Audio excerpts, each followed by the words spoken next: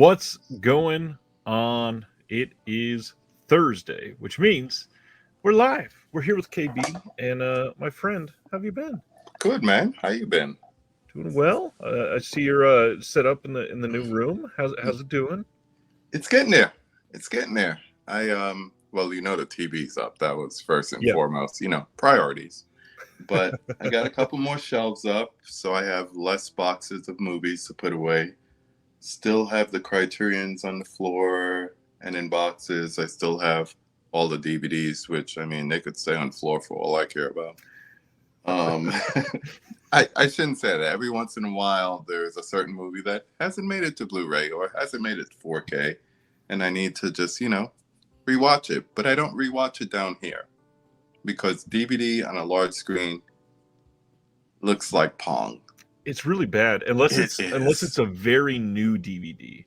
So Yeah. Some of the newer ones are okay-ish, but gosh, I can't remember. I think it was Honey, I Shrunk the Kids or something like that. I tried to show that to my kids, and it wasn't streaming yet. And I went to play it, and I was like, "Oh my, this looks awful." Yeah, my daughter. Shout out to you, Kayla.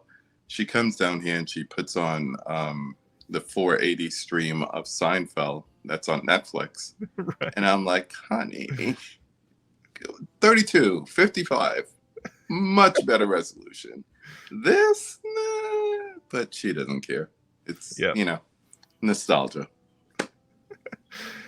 If only my kids had that sort of nostalgia for that feeling. Give them a little while. Give them a little while. So we're here for I can't speak, man. It has been such a long week. There's so much going on. I thought we were gonna have a short week of announcements and we can give all kinds of time to Black Cinema, and then the last 2 days stuff exploded. Yeah. I don't know what's going on, but all of a sudden there was something in the air and it's everywhere. They're like, it's summertime. We want your money. So yeah, I guess that's true. We're ramping up for all the fall announcements and everything, which is crazy because it's June. Well, Criterion's leading the way with the September releases, so I hope we get to talk about that for a little while. We will.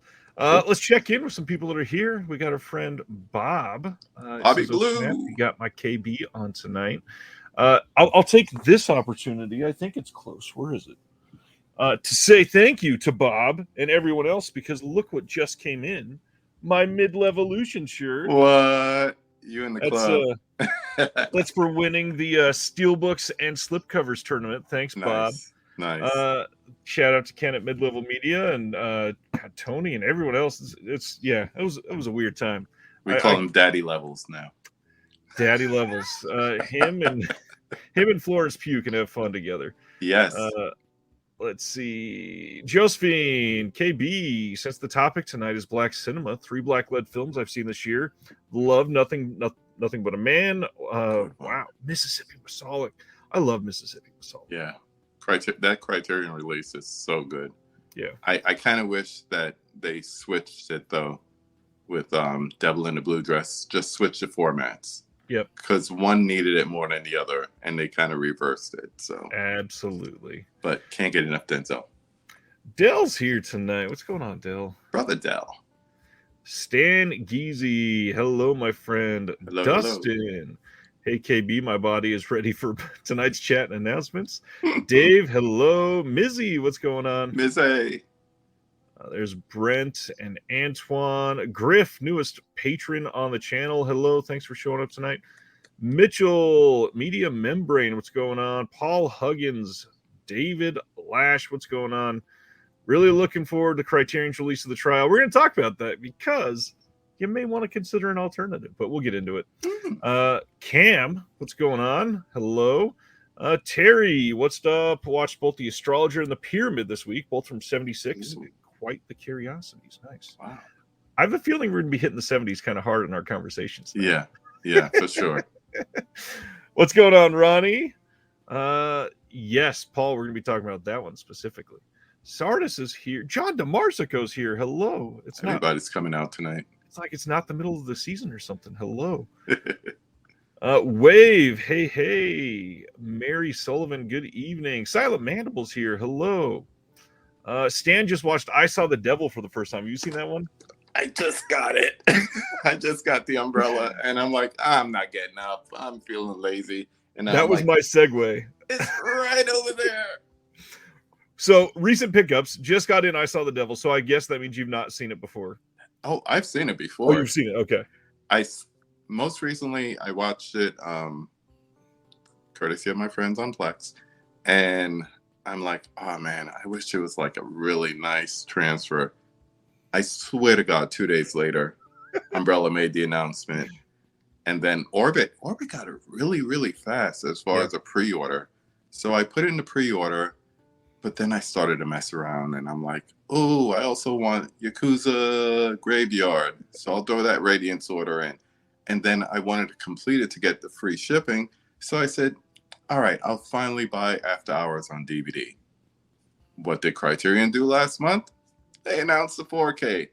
So I sent them a text and I'm like, I need to change my order. He's like, no, you have to keep After Hours on DVD. I'm like, son of... He's like, we're just joking. So now I'm like, all right. They had the last of the Married to the Mob Region B with the slips. So I was like, I want that. But it made my order like delayed until yesterday, the day before. So I literally just got in an order that I placed like at the end of March, April. So patience. I just did a Patreon pickup video, and I think one of the longest things that wasn't like a Kickstarter campaign just came in for me. This was paid for, I think, July or June of last year, and we just got in that NECA figure from Scream Factory of Stevie Lane from The Fog. Very nice. Yeah. We got a couple more in the chat. Let's see. John is here tonight. Tony's here from Australia. Hello. Good morning. Paul saying I Saw the Devil is so good. Chris Silvestri joining from Facebook says great announcements from Eureka and Criterion. I agree. And actually, to jump off of what you just said, I just did the same thing to Jeremy Long, who's on the channel all the time. This week, last Sunday, I don't remember what he was looking to buy from Orbit or somebody, and he said, I don't have Valley Girl. I need to buy that. I was like, maybe you hold off because I'm willing to bet somebody's about to put out a 4K. And today he texted me. He's like, did you really just call that Valley Girl is about to be announced 4 days later? I said, well, I mean, it's not 4K, but I told you. I have the previous Blu-ray. Yeah. And when we were moving, my real estate agent, she saw it on like the kitchen table or whatever. And she's like, I love that movie. I was like, you do? She's like, yeah. And also Earth Girls Are Easy. I was like, okay, I see where you're coming from with that. And I'm fine with that one. But then I saw the slip for the new one. And I'm like, not one for double dipping, but maybe. What's going on, Barry and Holland Oates, Jumbo Juggalo, Tiana. All my peeps. Yep. Z-Pam is here. God, all kinds of people. Michael Smith, what's up with the Flip? Long time no see. Flip is kind of away from movies, and his wife is about to have a baby. Just talked to him this week. He is doing very well. We're doing something soon together. He'll be back soon. Not keeping up on releases due to the Reddit boycott. The Discord, we'd love to have you. And also, we're going to talk about the physical media newsletter a little bit tonight that just came out this week. But yeah, the Reddit boycott has been kind of weird and affected quite a lot of people. Have you heard about that? No, what's going on? So Reddit, they went public essentially, and they started saying, we're not making enough money, so we're going to change our prices for third-party APIs. So anybody that uses an app on their phone, which is most people, to access Reddit, that doesn't use the official Reddit app, all of the people that use those third-party apps, they're going to start charging like 30 times what they used to charge the developers. And the most popular app came out and said, if I look at my stats right now, and if I had to pay what they're starting to charge, he was talking like $12+ million a year just to have an app to be able to access the site on the back end. So everybody said, screw you, we're going to black out Reddit for a couple days, and all kinds of subreddits went dark and probably hit their bottom line kind of hard this week. So yeah, communities, man, we have the power. Remember that. We do. And that's, I mean, there's no easy way to talk about Patreon on my Discord without sounding like I'm selling myself too much, but the community aspect of it is what keeps me sane around this entire thing, and a lot of people that are in there would probably agree. Yeah. It is wild. I'll go to a day at work at the office, and I'd have no phone service there, and then I'll get off and come, and my phone will suddenly blow up, and I'll have like 300 messages to go look at from the Discord. It's crazy. That's awesome. Media Membrane wants to know if you ended up ordering that Bruce Lee box from Arrow. No, couldn't justify it. I am in the same boat. I've not picked it out yet. It's a lot of money. And not for nothing, I don't have it nearby. I had it out the other night for Movies with Ryan's Asian Cinema live stream. But you can't debate how great that Criterion box set looks. It's not pristine because, I mean, you don't have the high-res transfer. You don't have the HDR, which I don't even know if the Arrow one, is that going to be HDR? I believe so. Obviously on everything except for Enter the Dragon. Right. But I don't know. I can't justify it right now. Not with everything else. I'm still debating the Warner Brothers 100 UK set. I'm waiting for Shaw Brothers Classics, which came out this week, to drop a little bit. And I have large orders left and right. And it's still summertime, and I still got vacation. So I got to be a little smarter. Right. And for me, with the Bruce Lee thing, I looked at it and I was like, this is amazing. Let me go click on the wait, hold on. I've bought these movies like 4 times previously. Yep. Do I need to jump? I still have a DVD set that I saw in Macari for like about $100 not that long ago. Right. Still factory seal. Because I've had VHS and individual DVDs and Blu-rays and crap left and right. So yeah, I can't really just justify it like a, like an instant purchase. It's a little more than that. Right, and just like Nicomedes is saying here, the Arrow set has some really great features. I can't deny that, and that is one of the big shining differences here between the boutiques and the studios. Because if you look at Enter the Dragon, and we're obviously going to talk about that, I think at least once, if not twice tonight in the announcements. There's nothing new from I think it was the 40th anniversary. Literally nothing new. So it's tough.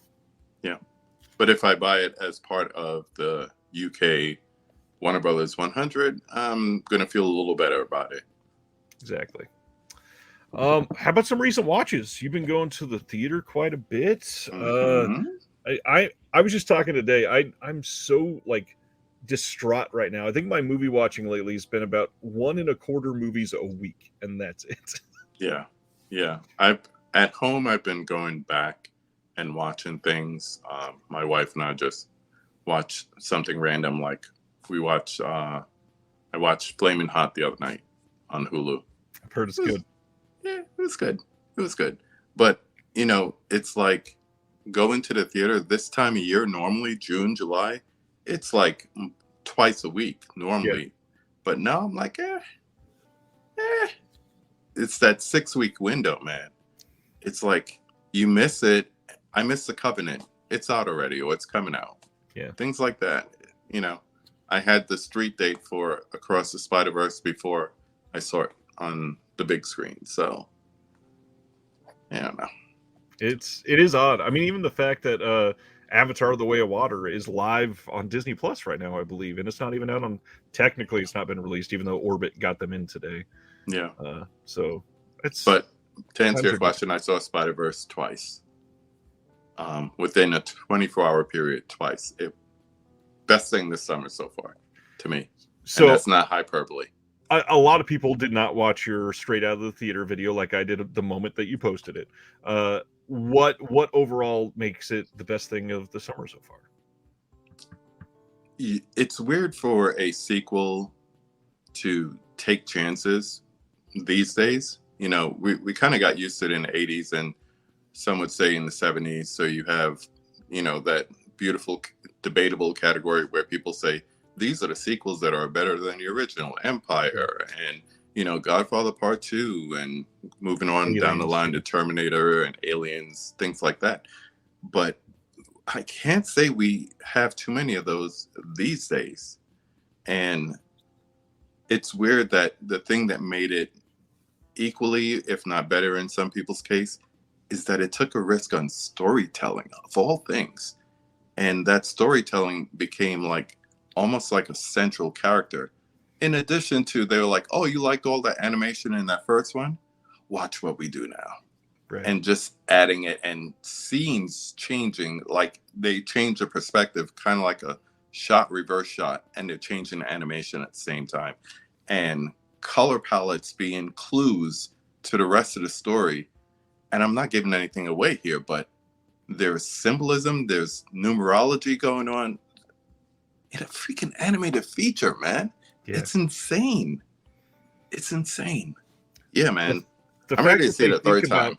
The fact that they think about animating different characters at like different frame rates, Mhm. that's the thing that blows my mind. Like, Mhm. I love that aspect. Yeah. And I mean, they did that in the first one. So, like, when Miles was learning how to become Spider-Man, his frame rate was slower. And Yep. then all of a sudden, when he started twipping, right, all of a sudden it was like, well, we're in 24. Hello. It's beautiful. And if you geek out about stuff like that and you pick up on stuff like that, it's like, who thought of this? Right. You know, I had a long conversation with my son, who's a super duper Miles fan, and kid was close to tears, saying, why can't everybody put this amount of detail into their storytelling? And I was like, everybody can't be great. Right. I was thinking about it, and I got to be honest, I've not seen Across the Spider-Verse yet. I would not be surprised at all if this is the first trilogy where all three won Best Blank Oscars, and Yep. the first one was one bit for Best Animation. I don't see anything else that's really going to be close to the acclaim that this has gotten already. Nope, not this summer. I mean, It's already winning animated feature again, because it's not, Elemental is not touching it. right. Anything that either of the big animated studios are doing, they're not touching it. So yeah, it's already won. And then part 3, it would not surprise me if they came back with something just as good. And I can't imagine with the storytelling that they've done already, not ending this in something that's just an incredible ending. Yeah, I don't know if they kind of did the part 2, part 3 writing together kind of thing, but I would not be surprised if that was the case. So we shall see. Let's see. We talked about Spider-Verse, other recent watches. I just recently rewatched The Host from Bong Joon-ho, and God, I love that movie. It is such a well-made monster movie. There's so much behind the scenes that is happening in that movie that it really, kind of like Spider-Verse, actually, it really rewards the rewatch. There's certain things the first time you watch that you're just so in deep on the story, but that second time you're like, hold on, everybody is kind of an idiot in this movie. And there's so many levels of detail too in that story. It's beautiful.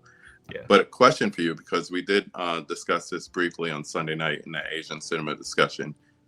You have to nail it down to one genre, subgenre. Is it drama? Is it horror? Is it just creature feature? Or is it borderline kaiju? That's impossible. All of the above. Every single one of Bong Joon-ho's films is like 5 genres, at least 5. We were saying that about Parasite. Whatever you think it is when you start watching it, it's not that at the end. Yep. It's not. It's tough. I want to. My gut instinct says creature feature, but I don't.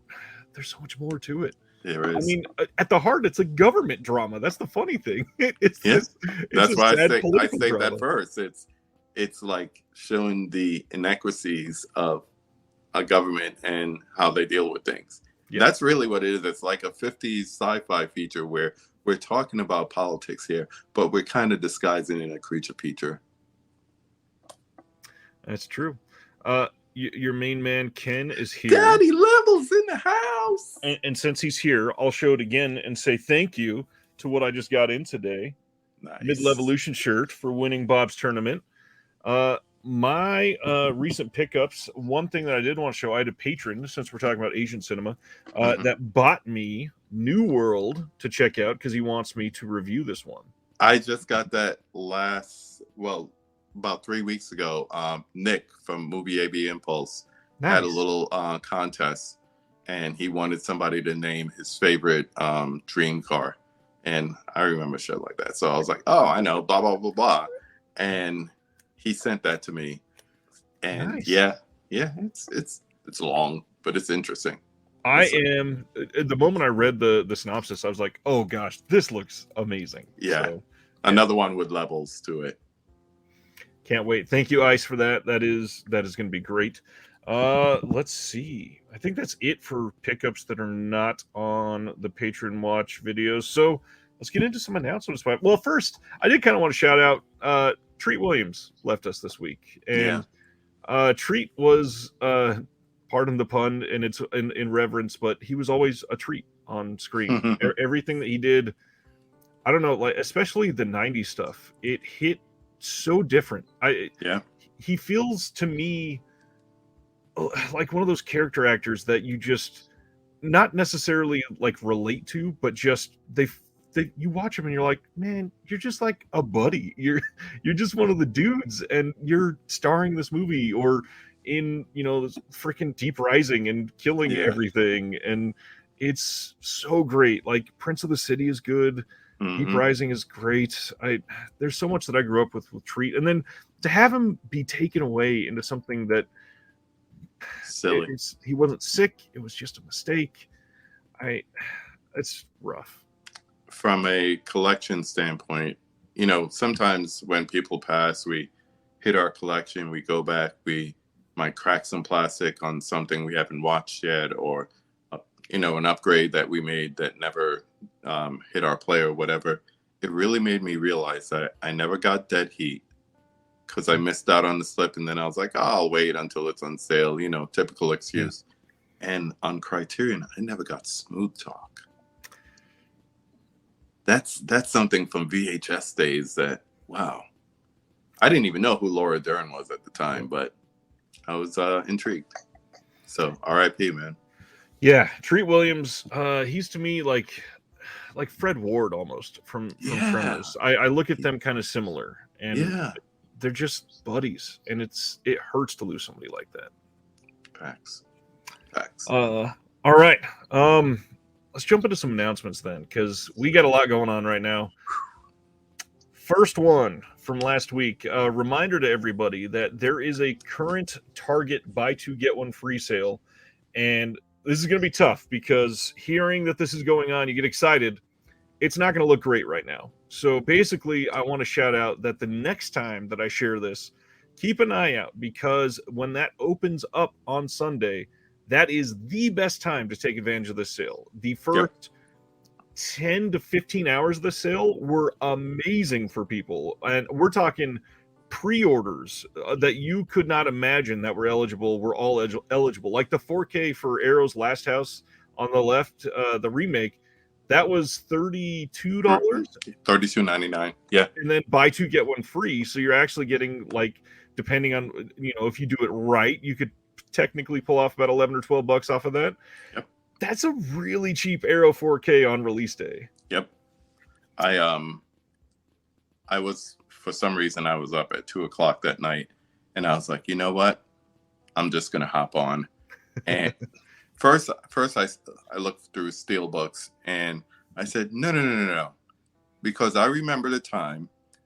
It was one of these sales, and it was when Wolf of Wall Street just came out, and I loaded up my cart, and then I was kind of like, and I had the Steelbook, and the Steelbook was going to come out to like $17, $15, something ridiculous by the way I did it. And I missed out on it. And I said, the next time, I'm not going to do that. So far, I've pre-ordered the Matilda Steelbook, Last Dragon. Oh my God, I did like 9 pre-orders, or 8, and Wrath of Man, because that's not dropping in price anywhere. Right. So I got Wrath of Man for like an average of 25, and Matilda average of 25, and Hugo, the Arrow release, Uncle Marty. So yeah, that order was an average of $25 for a pre-order. Boutique, no, that's crazy. And pre-order then I got Boutique 4K.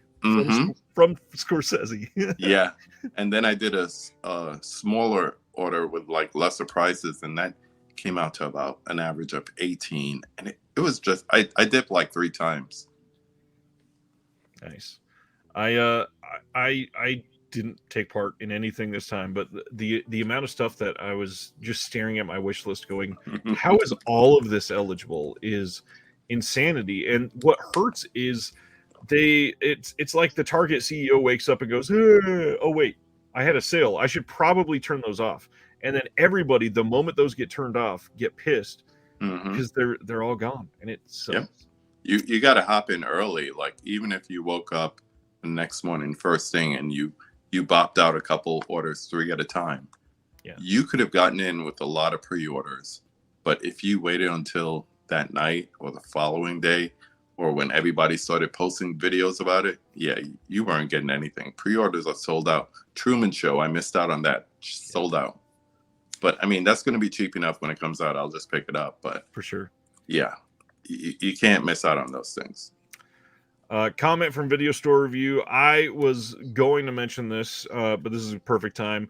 Got to mention that Glenda Jackson also passed away today. Huge in the UK, had won a couple Oscars. Yep. She is a major inspiration to a lot of people that are inspiration to myself and to those in the hobby right now. She is a huge name for a lot of people that do commentaries for these releases. So it's been a rough period for people that we're losing. Yeah. Next up, Kino Lorber is releasing Is Paris Burning from 1966 on August 15th. This is a 4K scan of the OCN with a new audio commentary by Daniel Kramer and Howard S. Berger. And funny timing, Daniel Kramer had been on the channel just a couple weeks ago. Howard S. Berger, I actually got to interview last night. He will be going up on the channel in just a couple weeks. We talked about this one for just a moment, but the guy's great. He's done so many titles recently. This is one that I definitely would have my eye on. They've been doing a lot of French cinema over the last couple months at Kino. Yeah. And dropping some crazy features on them too. Absolutely. As soon as they can. A lot of those Truffauts, they're getting some good stuff. Kino also releasing The Best of Times from 1986. Classic Kino. We have no idea when this is coming out, just that it is. The big thing is this is part of that Lionsgate deal. They've done, 5 or 6 titles that they've announced so far from the Lionsgate deal.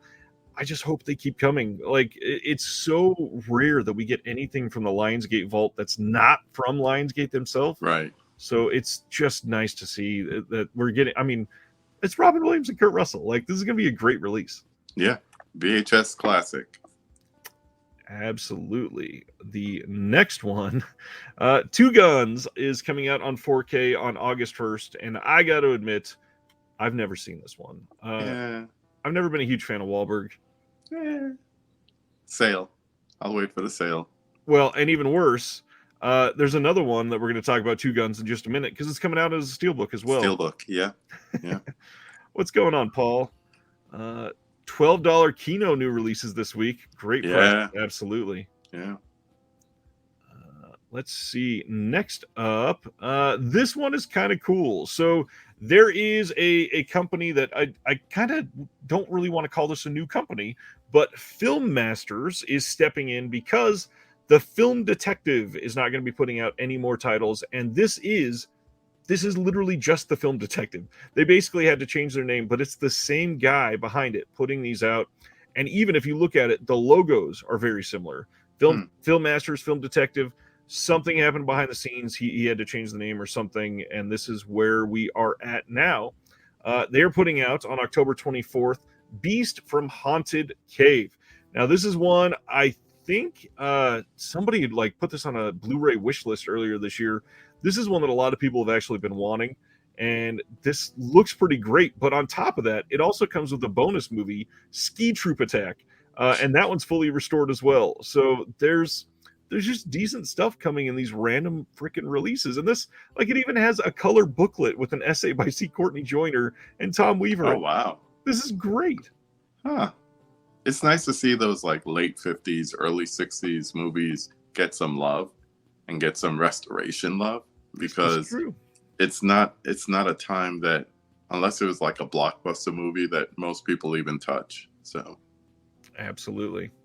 Let's see. I wanted to shout out. Wave is saying Target search is the worst on any site I've ever seen. hell yes. I would agree, except for Amazon when they're trying to match the sale is 10 times worse somehow, even though they're like one of the biggest companies in the world. But to get past this, and the reason I say to do this is because you want to get stuff on your wish list at Target or your favorites, whatever they call it, just in case it comes back in stock. So the way to solve this is by not searching on Target. Go to Google and type in Target, then the name of the item that you want, and then Blu-ray or 4K or whatever. And their site for it, even if it's out of stock, will still pop up. And then when you go into it, press the heart and favorite it so that it goes into your list, and that way you'll have the access to it. I have ESPN's The Last Dance, that Blu-ray set. That's been hearted for months now. And if it drops down, next time I look at a cart, we're buying some Tostito chips or something, and I see that drop below 50, I'm going to be like, add to cart. I think I got that during the last Target sale. Yeah, that was one that I missed out too, because that went quickly as well. Yep. Next up, we all knew this was coming. Synapse is releasing a standard edition of their Tombs of the Blind Dead release from 1972. Nothing new on the disc, but the cool thing is it's the exact same disc. So if you had the Steelbook before, you don't need this necessarily. If you were holding out because the Steelbook was $55 or whatever, now you can get this one, and you can probably get it for fairly inexpensive. Probably under 20, 25. Yeah, especially on sale. Jim says, hey, there is KB. The chef. Next up, this is such a random announcement. Kino Lorber is giving a 4K release to Cowboys and Aliens. Why? I have to admit, I went and saw this in theaters, and those were the days when I would just go to Best Buy and just, these 5 new movies this week, boom. So I have it still on DVD on the floor over there. I'm looking at it right now. But why? Did we really need on 4K? Did we? Really? So I got to admit, this will probably look kind of incredible in 4K. Yeah. It won't make it a good movie, but it'll look amazing in 4K. That's the only thing it had going for it the first time. Yeah, this is just random beyond belief. I never expected them, especially Kino, to release Cowboys and Aliens. Random AF, man. Random AF. We'll find out more about that later. Again, this is one of their, hey, we're announcing this, and you'll find out in 7 months or something. Yeah. Man, this has been an odd story this week. So that's one of the Target pre-orders. That's right, because I saw your comment. And it was a blind buy because who knows what it looked like, and who knows if it was Blu-ray or 4K at the time. So just in the last couple of days, this has gone over a roller coaster of news. We had seen the listing originally popped up at Target for this. And for everybody listening, what we're talking about is Infinity Pool is getting a Steelbook release that's uncut in the US. This is the first uncut release. This previously came out on Blue that was cut. So everybody's like, yeah, that's awesome. But the big thing, the Target release said 4K. Then it popped up on Amazon and it said Blu-ray. Then it popped up on Walmart and it said 4K, but it was like $44 or something crazy. And so everybody's like, what is going on? And suddenly the Amazon art went up and it looks just like you see in this picture here with the Blu-ray logo at the top. And everybody went, God damn it. Okay, I was excited. Now this is only going to be Blu-ray. Out of nowhere, Neon came out and said, oh, no. That was a mistake. It is 4K. And they edited it and they put the right art up there. We are getting a 4K Steelbook of Infinity Pool uncut in the US. And I mean, it's got features and everything. The original loaded had nothing. And now this is coming. Dolby Vision HDR presentation of the film, fully uncut. Audio commentary by Brandon Cronenberg, the cinematographer Kareem Hussein, and the producer Rob Cottrell. Making of Infinity Pool featurette, a camera test, makeup effects, which it's a Cronenberg film. Great. Yeah. Behind the scenes FX footage. Alexander Skarsgård and Mia Goth react to their clones in the film. Photo gallery, trailers, and TV spots. This has so much more than that original Blue release. And The art is decent. It's the poster art that they had been using to promote it, and it's 4K. I mean, And this it is was great. only $25. Now, all that being said, I want people to keep in mind that there is still a rumored second site release of this coming that's still not been Really? confirmed, but that might be happening. I enjoyed this film. You know, I checked out the Blu-ray and I was like, something's telling me to wait. Don't buy the Blu-ray yet. Just wait. Hover. 6 months. Just hover. Yep. And I knew it was coming. I knew it was coming. I still have yet to see this one. I was late on Possessor and loved Possessor. Oh, that's what they need to do a Steelbook up next. Give us the director's cut as a Steelbook 4K. That would be sick. There is, I think it was a German media book that came out of Possessor, that big 4K release that they did, and that art was amazing. I got that somewhere. I should have grabbed that. Let's see what is next. This one is pretty cool. August 29th, Paramount is releasing of Paramount Presents the 4K release for Hustle and Flow from 2005. You gonna show us a DVD of it? Yeah, because that's what I would be upgrading. I would be upgrading a DVD because it's hard out here to be a pimp in Blu-ray. 3-6 Mafia winning the Oscar. Hustle and Flow. I think I saw this once in the theater, or maybe it was twice, and then had to buy the original, like really terrible crop DVD that they put out of this one. Mm-hmm. And then I think scan. Yep, and then they fixed it after or something like that. It's been a long time. I loved this movie. So do I. It's like a guilty pleasure. This is a fun one. Oh my gosh, I gotta find it now. Where the hell is it? I see his name. Because I went back and I exchanged it and got the widescreen when they fixed it. Smart. Because I need tennis how it made. Oh, I love that. We'll talk about it later. Of course. Put up an interview this week with Eric Wilkinson from MVD and MVD Rewind and all that. He actually revealed kind of a lot. So if you are interested in some of the behind the scenes stuff, he reveals some titles they got coming up. He talks about the Skin Max line that they put out earlier this year. And yeah, he was pretty open. So that is up for you. This one is cool. Did you ever see the Deep House, KB? No, what is that?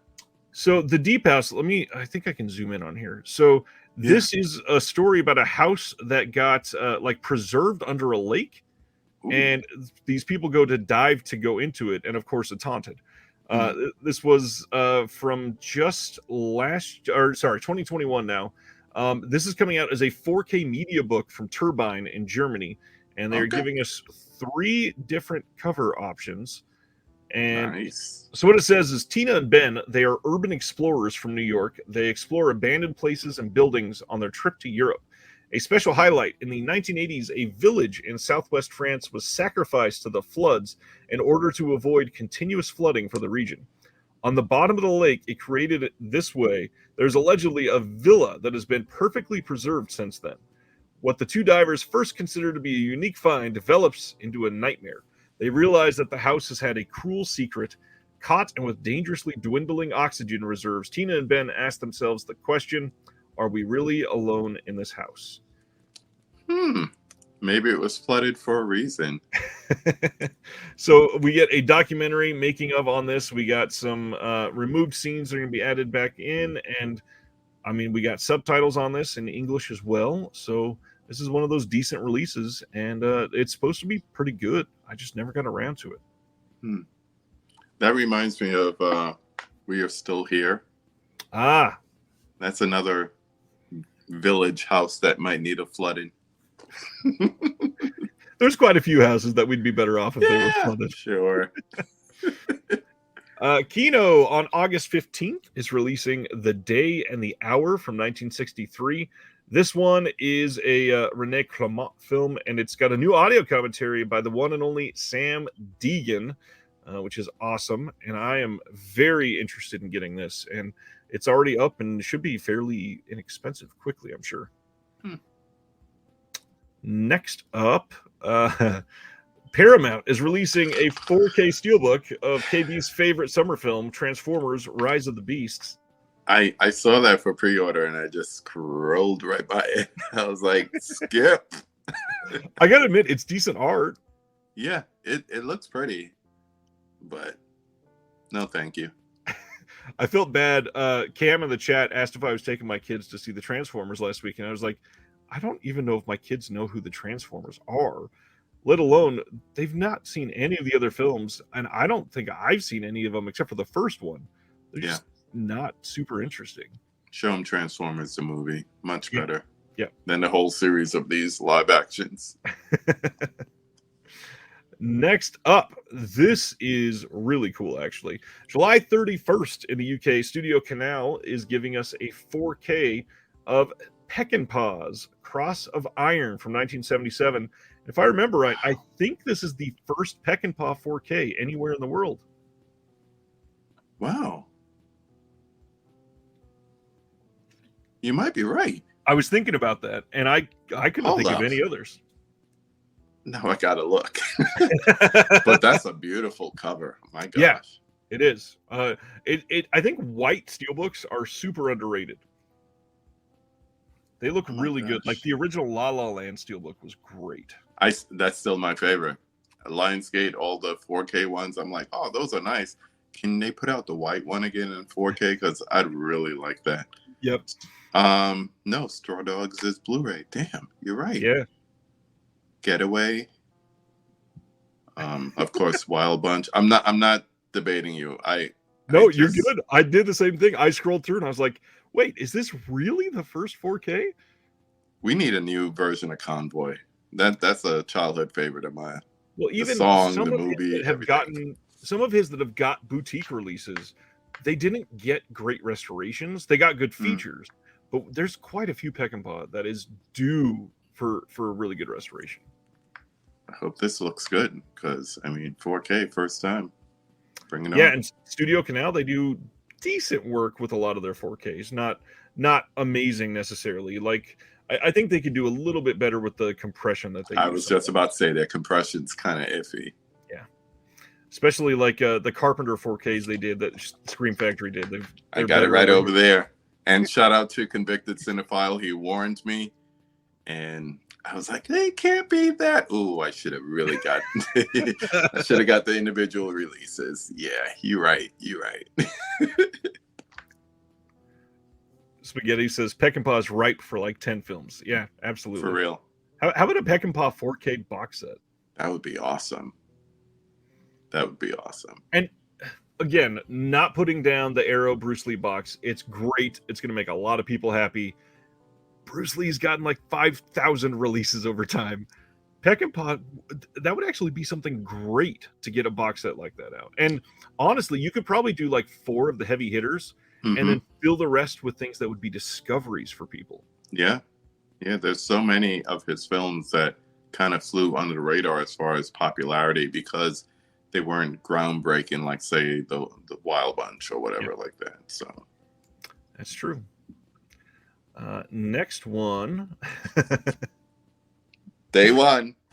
September 19th, Sony is releasing Barry Gordy's The Last Dragon in a 4K steelbook.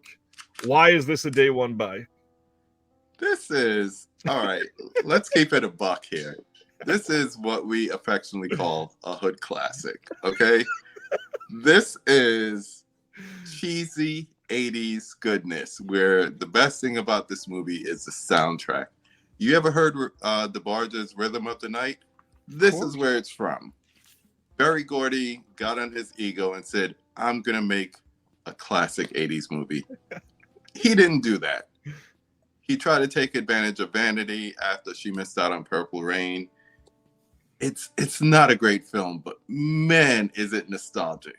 It is so nostalgic. Show Nuff, the Shogun of Harlem. That's all I got to say. Kiss My Converse. It's a classic. I'm shocked this is getting a 4K. So am I. I thought I'd have to hold on to that Blu-ray the rest of my life. I'm also shocked that Sony is releasing this themselves. Yeah. But I'm actually really happy about it. Me too. This is such a bold choice, and I hope it does incredible for them. I didn't even mind paying $25 for it. I'm like, you know what? Screw it. Dell is all about this. Yes, Dell knows. Wave says, KB, tell him. Paul says, show enough. Yeah, this Mm-hmm. is great. I don't even have on my Converse, and I'm telling you to kiss them. Speaking of Lionsgate Steelbooks, we are getting on August 8th a 4K Steelbook for Ender's Game, which, I mean, I don't even remember if I saw this movie because it was super forgettable. Yeah, Harrison Ford. The design is good. It's a Lionsgate Steelbook, but it's also the same 4K disc that's been out there, and no upgrades, nothing special. Thankfully, to probably be $22. Yeah, you notice how they like casually just bumped that up $2. You know, the $19.99 is no longer $19.99. Unfortunately, yeah, everything's going up. You on your own. You on your own on this one. You want to talk about Cannibal Campout? TerrorVision has announced that they are releasing Cannibal Campout from 1988. This will be shipping late July to early August. Now, this is a shot-on-video film. TerrorVision does a lot of those. They don't only do those. They've got a lot of them coming still. But the big thing is this has some super unique features on this. So Brad had let it be known that they had tried to get people associated with the film to do as many features as they could for this. Now, none of them wanted to do anything related to this movie, basically. So they went out, and they've got some really unique stuff on here. We've got a commentary with Zach Carlson and Brad Henderson together on this. They did a Shocktail hour with basically a horror host with Aurora Borealis, and she is presenting Cannibal Campout. Friends Don't Let Friends Eat Friends. They made a making of documentary of this. And then the Homicidal Homemaker, which if you go out to Instagram or Facebook or Twitter, she is a pretty active social media individual that makes horror-themed foods, and she is going to be giving us a recipe for this. And we've got a photo gallery, deleted scenes, trailers, raw gore footage, Vladimir's Cannibal Campout music video. There's a ton of stuff on here, and TerrorVision is just, they're doing some incredible stuff. It's shot on video, and I know for a lot of people that is enough to say, I'm never going to watch this. I will caution to say, once again, I know I say it too much on this channel. Every single film has been somebody's favorite film, sure. But there's probably something in all of these that you could have at least a moment and go, that's really neat. That somebody with no money was able to make this in Indiana in 1983, and it looks that good. Is this one going to be that masterpiece? I don't know. I've not seen this one. But there's a lot of shot-on video films that are way better than you expect. And the moment that you turn yourself off to an entire genre because of how it was made, you're screwing yourself over. It's true.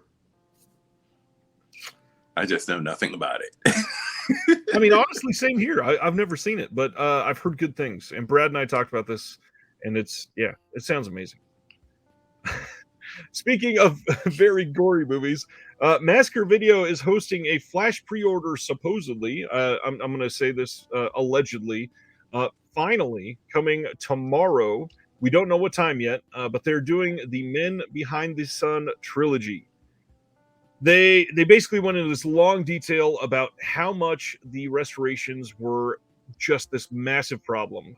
They got the original scans. They were shaky. They had to zoom in to make it work better, and you don't want to cut everything off. So they had somebody come in to restore that all on their own. And here, they shared some pictures from what the original was to their restoration, which their restoration looks much better. Clearly, yeah. I mean, that is awful. And then this is just so much more lifelike. It looks like a solid restoration. I'm not going to take that away, but it's Massacre Video, and I know that there are a lot of people that have lost some faith in them, and I completely understand that. I'm very curious what the pricing is going to be on this, and I don't have a lot of details, but I did want to warn everybody. This supposedly is getting up for pre-order tomorrow. Yeah, I don't know on this one. It looks like they did a good job, though. That's for sure. It does, yeah. And if you've never seen this, I will warn everybody. This is like one of the most notorious not just video nasty or Cat 3 films. This is like levels beyond those. These are like the shock gore films, the ones that are like shock exploitation. Basically, they're there to make you go, "Holy fuck, what am I watching?" Yeah. We got a couple questions. Griff says, "Shot on video, some serious gems out there. Video violence, Frankie and his pals. Is that a gem? Beyond the Seventh Door, Creep Tales. I'm just kidding about Frankie and his pals." Joe Jack says, "I wish TerraVision was doing DVD releases for SOV at a certain price point I'm in." I get that, but also you can fit so much more on a Blu-ray, and then all those features get to be in high def as well. It would be rough to, like we were talking about the bad 480p earlier. Yeah. I don't want to see Aurora Borealis and 480p and pixelated on a big TV. Daniel says, "How's the quality at Massacre Video?" They are, wow. I randomly happen to have Massacre Video titles right here. They're decent sometimes. They've got a slipcase. It's nothing to write home about. It's very flimsy. Numbered spines on a lot of these. Their restorations have not been amazing. Does this have, let's see, for features, we got an interview with the cinematographer on this one. This is Toxic Zombies, by the way. Interview with the cinematographer, interview with an actor, and then an alternate title card and an image gallery. So not a lot. And when this came out, this was literally like $30. So it's, some are better than others. One of their biggest releases, how do I have this out here as well? I don't, man, this is so random that this would come up. Hack-O-Lantern, I was able to track down the slipcase for that. That's got a surprisingly large number of features, but it was their first like Blu-ray special edition. So they went out, they went all out on that one to try to get people interested. Now, if they would have kept up that quality and delivered things on time, they might have done a lot better. Planet Mondo says the cat scene is awful and guessing $50 to $60 for the pre-order. Wow. We'll see. Bloody Muscle Bodybuilder is so much fun. Good job, Paul. The newer the film, the more likely a better print. Not always, actually. That there's a lot of variables that goes into it. Starting with film. True. Any idea what their shipping is? I don't remember it being a lot. Like fairly standard. Dell's decent sometimes. A ringing endorsement. Yes, absolutely. And that's all I got to say about that. How do we go from Men Behind the Sun to Vagina Face for the Severin Summer Sale? We're getting Bad Biology on 4K from 2008 from Frank Henenlotter. This is out of nowhere. I did not expect this at all. And this is the first Henenlotter 4K, I believe. Like, he's got classics, and we're getting Bad Biology on 4K first. Something tells me we don't need the level of definition for this one that it's going to get. We don't need to see hairs. Yeah, I would tend to agree there. Funny enough, Daniel says this doesn't get scrubbed out. I don't know how. This didn't get at all. This didn't get at all flagged. I believe Severin changed their photo. Mine never got flagged. I don't know why. Wow. So on this one, this says Frank Henenlotter returned with the most graphic, transgressive, and jaw-droppingly depraved black comedy shocker of his career. This is getting a 4K disc with a commentary from Henenlotter, the DP Nick Deeg, and actor Anthony Sneed. Also, another commentary with Henenlotter and producer R.A. the Rugged Man Thorburn. We got a Blu-ray disc with all kinds of stuff on this, and then all of that is being packaged in a hardcover book with a 96-page image gallery made just for you, KB. Wow. It looks to be a pretty great release. This is the first title that they announced. We've got some more that are coming. And yeah, Daniel in the comments is saying this is going to be like $50. I'm betting more than that. We went from a pack of hot dogs in the back of somebody's head to this. All right, let's change the photo. Yeah, I don't want this to get flagged. I really hope that people check that out. Henenlotter is amazing. Yeah, Mondo, R.A., yeah, the rapper, R.A. Rugged Man, he is the producer of that. He's got other features on there. He was involved big time. Yeah. He likes his stuff. He does. Coming in August from Malombra Films, they are out of, I think Italy or the UK, one of the two. They're in Europe. They are giving us The Road to Fort Alamo from 1964. This is a spaghetti western from Mario Bava, and this is the first spaghetti western from Bava. And the cool thing about this that I hope they stick to, they had kind of announced their first release when that came out was going to be on a pressed Blu-ray, and of course it pissed everybody off when it showed up and it was on a BDR. This one, they are fully advertising that it will be on, as you can see right here, The Road to Fort Alamo pressed Blu-ray disc, digitally remastered in 4K in Italian and English. We got 2 exclusive interviews, a commentary track, and the trailer, and then they're going to have a slipcover on it.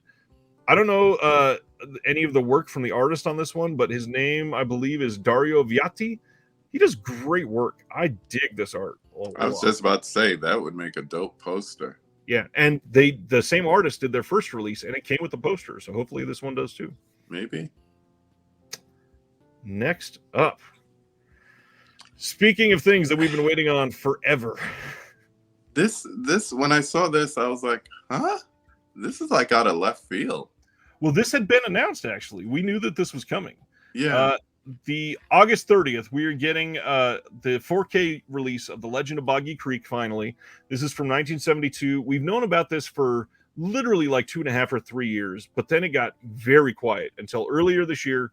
Justin Beam, who was on the channel just a few months ago, he came out and said, working on features, this will be out in 2023. Again, radio silence, nothing for months. And then out of nowhere, they just dropped a pre-order with like no fanfare. Just, hey, you can go buy this. We don't know all of the features yet, but Justin is saying that there's quite a few. The hard thing for a lot of people, which I don't really necessarily agree with this camp, this isn't going to be a dual format release. So if you want 4K, it's only a 4K disc. If you want Blu-ray, it's only a Blu-ray disc. So you can jump out there and get what you want. I think it was $35.99 for the 4K plus shipping. So it was like $42, something like that, if you were going to pre-order this. Was it originally just going to be Blu-ray only when they first announced it? They actually already released that, which is the odd thing. They released that to pay for this. So the people that bought that first one, they knew that this was coming. Gotcha. And the hard thing is that this is being done by the family that owns the film. They are doing everything themselves. This is not coming out through a label. So I remember hearing it, but I didn't know it was coming to 4K. So when I saw that, I was like, this is random. That could be too. Spaghetti says, I think Vinegar Syndrome doing Boggy Creek 2 snuck up on them. Maybe that came out of the woodwork. Could be. Capitalized. Yep. Could be. Not really a physical media release, but I know people on here would probably be interested. Stop the Killer is a company that has been designing board games for the last 1.5 or 2 years. They just started a Kickstarter for a Halloween 2 board game. I've always laughed. The trademarks for Halloween and Halloween 2 are so weird because you'll go to Hot Topic and find candy that specifically says Halloween 2 because they can't say Halloween because Halloween is trademarked. So we're getting a Halloween 2 board game and it looks pretty decent. Is it because the first one is a John and Deborah thing or something like that? Basically, yeah. Yeah. The Cali Kid, thanks for that donation there. Says, do you know anything about a rumored Twister 4K? I don't have any details, but I've been hearing for the last 2 years, actually, that they were working on that. This is the best time for it because they're working on a sequel, and it's cast and everything. I'm sure they'll actually be shooting probably fairly soon on that. Yeah, 96. God, I love Twister. Yeah, me too. A company that doesn't get talked about enough. July 10th, Second Run is releasing The Circus Tent from 1978. They do a lot of like Czech films. They do a lot of just random art films from Europe that would otherwise be completely under the radar. And this is coming in a region-free disc. We've got a new 4K restoration by the Film Heritage Foundation, exclusive newly filmed interview with photographer Remu Aravindan, son of the legendary Aravindan Govindan. The Circus Tent at Cannes 2022. There is a 24-page booklet in this with new writing by filmmaker and Film Heritage Foundation founder Shavendra Singh Dungarpar. Man, I can't read names, but I hope that was a decent try. Sounded it. Paul says, we got cows in 4K. Mondo, European art house films, where it's at. I would agree. Next up, not a European or an art film. September 12th, Dread Pictures is releasing Island Escape from 2023. And this one just sounds so cliche. It says, after a mysterious accident at a research camp on the Isle of Grand Manan. I read it like that on purpose. That is the most white name for an island in a movie I've ever heard. Grand Manan. It's probably like Grand Manan. Mm-hmm. But come on. Really? A CEO hires a team of blue-collar mercenaries to extract his daughter, a scientist working at the camp. Upon arrival, the team soon learns that not only is the island surrounded by a wormhole that causes time to reset every 3 days, very biblical, but it's also crawling with hideous and dangerous monsters.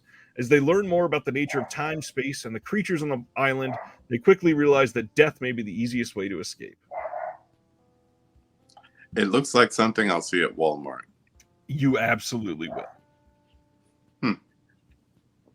And I just want to remind people, if you've never paid attention to Dread Pictures, this is the company that released the original Terrifier film. It got them a whole lot of buzz, and they've not released a whole lot of other stuff.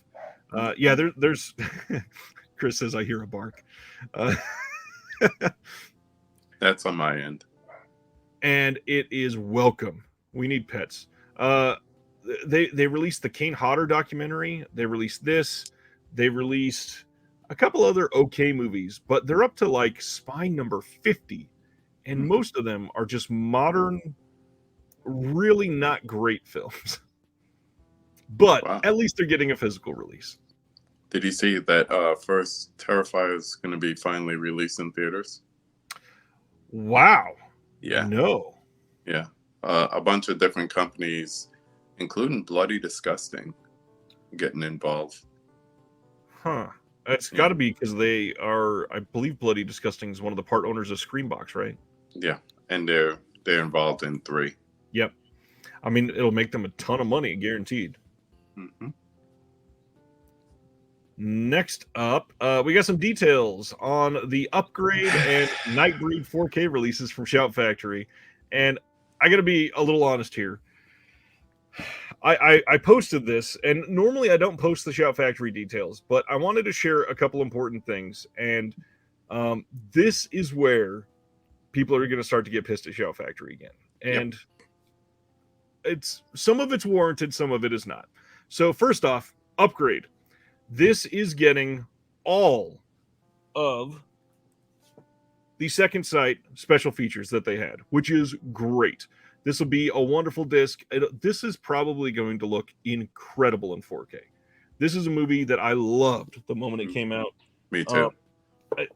It's such a unique story. It's well made. I mean, everybody that's associated with it just killed it in this movie. And the features on the Second Sight were great.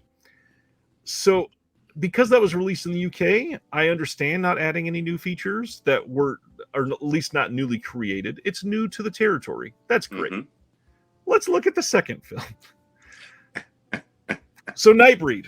Nightbreed is coming out on 4K. And when they announced this, we're working on special features, more details to come later. They didn't do anything. There's nothing new on this. The only thing is the theatrical release is getting the 4K upgrade, and that's great. I'm glad that is getting the 4K. But it's Nightbreed and Clive Barker. You could have, and let me preface this before I go to the next step and say I understand this will be the definitive release of this film. This will be the best this has ever looked. This will have the most features that have ever been on a disc together for the film. All of that being said, their release of Nightbreed came out 9.5 years ago. You think you could even do one new commentary? You could have gotten anybody from a movie podcast to do it for free and thrown it on one of the discs. It's a 4-disc release. You could have had a new updated interview with Clive Barker. You could have done so much and just made it that much better. And the director's cut? That's the hard part. I don't think there's anything negative about this not coming in 4K. I got to be honest. A lot of people are complaining about that. There's no elements for it. There never were elements for it. So to do it right, it would have to be an upscale. And I don't really agree with the upscales for the 4Ks. So I understand people want it, but it's not even really feasible. But you know what it is, just comparing it to Upgrade, it's like, I understand it's a Barker film, all that. You're throwing so much into this.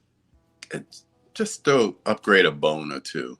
Give us 1 or 2 extra things just to differentiate it from the Second Sight, which I think is excellent as far as a package set. But just knowing you had to wait that time, probably for the licensing, to go from being Region B to A, even though we're talking about 4K, it's still 2 different companies with the licensing. You wait all that time, get something in addition to make it stand out compared to what came before it. Because, you're going to sell it like in a Target, which sold out, don't try, and not included on the sale if you try to do it on Amazon. I looked. But at the same time, it's collectors that are grabbing it, more than likely, and paying that much for it. Otherwise, people will stick with the Blu-ray or whatever else they had. So give them something. Give them something. Yes, I would agree there. The other thing I was going to shout out to is not only are they getting the same features and all that, technically it's still kind of a step down because the Second Sight had a really good booklet, and the Shout Factory's not going to have one at all. Is it even going to have a slip? Oh, no, not for Upgrade. Yeah. So, not and even that's that. That I don't understand. It's not a collector's edition, but it was worthy of a Second Sight edition like this, and you can't call that a collector's edition? Yeah. And put a slipcover on it of a film that is critically loved? Like, people, Upgrade got, like, no bad reviews. I know. Every time someone says, give me a movie that you think I haven't seen yet, that's my go-to. And if they say they've seen it, I'm like, oh, okay, so we could talk movies. It's like, that's a qualifier right there. If you've seen that and you dig it, we could talk movies. Chris says, I won't upgrade any of my Arrow or Criterions because they don't add any features either. And some of those Criterion Blu-rays are over 10 years old. It's a fair point. It is an absolutely fair point. Yeah. The only reason I'm doing Breathless is because it's my son's favorite film. Weird. But he just caught on to it. And I could hand him the Criterion Blu-ray and then pick up the 4K. And really, for certain movies, you're not really benefiting that much going from a blue to a 4K. Right. Yeah. Some kind of commentary would be nice. That is a joke because Logan Marshall Green looks like Tom Hardy. But I'm saying, I didn't even see the Tom Hardy part. I'm saying, like, some kind of commentary would be nice. Even better, get a Tom Hardy commentary on, what was the name of that movie where he was just stuck in the car the whole time? Locke. Yeah, so that we're listening to him and not him in the car. It'll be like a meta commentary. This is a good question. Mondo wants to know, is Upgrade a horror film? No. Not at all. I watched it in July. It's a sci-fi to me. It's, I think when it first came out, I think I called it an existential sci-fi drama. Yeah, with a little bit of kick-ass action in it. Some really good action. Some really good, believable technology to a point. Like, obviously a lot of it isn't feasible, but it's done in a way that you would go, yeah, I could see Facebook announcing this. I like the way they change the frame rate too. Yeah. That's fun. Lawn Furniture has the question: how did they do the transfer 9 years ago if they didn't have the elements?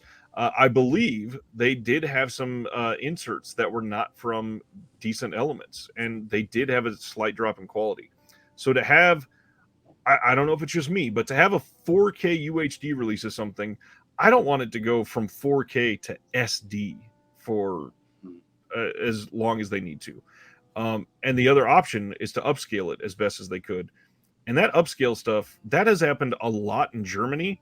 There's a lot of people online that call them faux K upgrades, FAUX, and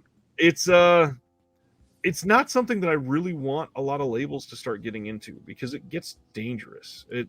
That's the kind of thing when people talk about Shout Factory doing like cash grabs. That is the ultimate cash grab, is putting something out as a 4K UHD that's not an actual 4K scan, transfer, restoration, and out there as a UHD. It's tough. Let's see. Nerd says, I will upgrade to the Changeling 4K from Second Sight. I've got the Blu-ray from Severin. Exactly the same for me. I don't have any releases of that movie, and I saw it coming out, and I was like, that might be worth the pickup. Sibner, honestly, all joking aside, is Shout treading water? Yes. I mean, that's what it seems like. Although I do kind of disagree with the other thing. They haven't had a lot of new titles lately. The crazy thing is they kind of have, but they're not marketing those as the big names. Like they just did Private Parts. They just did Wanted on 4K. Obviously, that's not like a big thing, but they're doing some of these other ones that they've never released before. And those fall behind Creepshow on 4K, which get $40 lobby cards. Yeah. What's going on, Garrett? Wave says, is the Severin and Second Sight Changeling the same transfer and features? No. The Second Sight is supposedly much, much better. Not to put down my boys in Severin that I love, but supposedly Second Sight knocked it out of the park, and there are some problems with that Severin 4K. You're just on here for the great stream for all the extreme titles. October 10th, Unearthed Films is releasing the second August Underground film called Mortem. This is just a list of the features. We did know this was coming, and now we finally got all the features revealed and the release date. The other thing is, if you are somebody that knows you're going to want all of these, they're releasing all three films and then releasing a box set with all three. So you may just want to hold out for that box set. The third one will be coming out before the end of this year as well, I believe. So this is coming out in October. I believe the third one is going to be out in December. And then that box set will probably be early next year, maybe like summer next year at the latest. Wow. This gets a new audio commentary with Jeremy Cruz and Ultra Violent Magazine's Art Edinger. New interview with Fred Vogel. New interview with Jeremy Cruz. New interview with Michael Maggot. Audio commentary by Toe Tag. New interview with Fred Vogel and Zoe Ross Smith. New Snuff Purgatory Severed Cinema interviews Fred Fogel.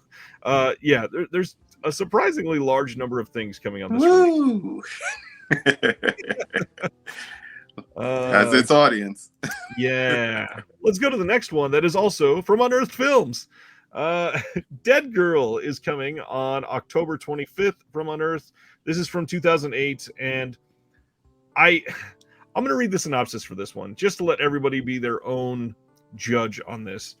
Daringly original and genre-busting, Dead Girl is an odyssey into the soul of our alienated youth that takes the conventions of the horror and coming-of-age movies and turns them on their heads.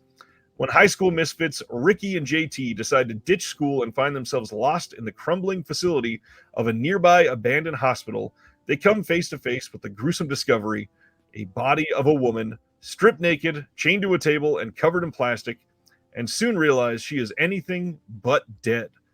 Quickly, the boys find themselves embarking on a twisted yet poignant, it's a weird word to use, poignant, twisted yet poignant journey, testing the limits of their friendship, and forces both to decide just how far they're willing to stretch their understanding of right and wrong. This is supposedly here a new genre classic and a no-holds-barred look at the horror of growing up. This gets new interviews with a bunch of people involved. We got a new behind-the-scenes gallery, extended makeup effects. There are 2 audio commentaries on this. Both of those are archival. I never got to see this one. I heard about this when it was released. But supposedly this is pretty rough. Like, it's not like an interesting coming of age story like it says. It's more of like, hey, we found this body. How many people can we get to fuck it type of film. Wow. Just saying, look into it before you buy it based on the synopsis. I just wanted to throw that out there. I know that this is going to be tough for a lot of people. Wow. Tony's here. What's going on, Tony? Mr. Tony. Let's see. Next one. The next Severin title, they announced that Journey to the Center of the Earth from 1977 is coming as part of their summer sale. This is also called Where Time Began. This was directed by Juan Piquer Simon, who also did Pieces. And the big thing, this is the next title in the Severin Kids line. I can't wait. I have loved all of the Severin Kids stuff so far. We got an interview with Isabelle Piquer, Juan Piquer Simon's daughter, interview with the star Yvonne Sentis, interview with co-writer Carlos Puerto, and that looks to be it, but looks like a fun release. I'm very curious on this one. Have you seen Pieces? No. You've never seen Pieces? No. Pieces is wild, and you'd actually probably really enjoy it. It's gotta bring it over sometime.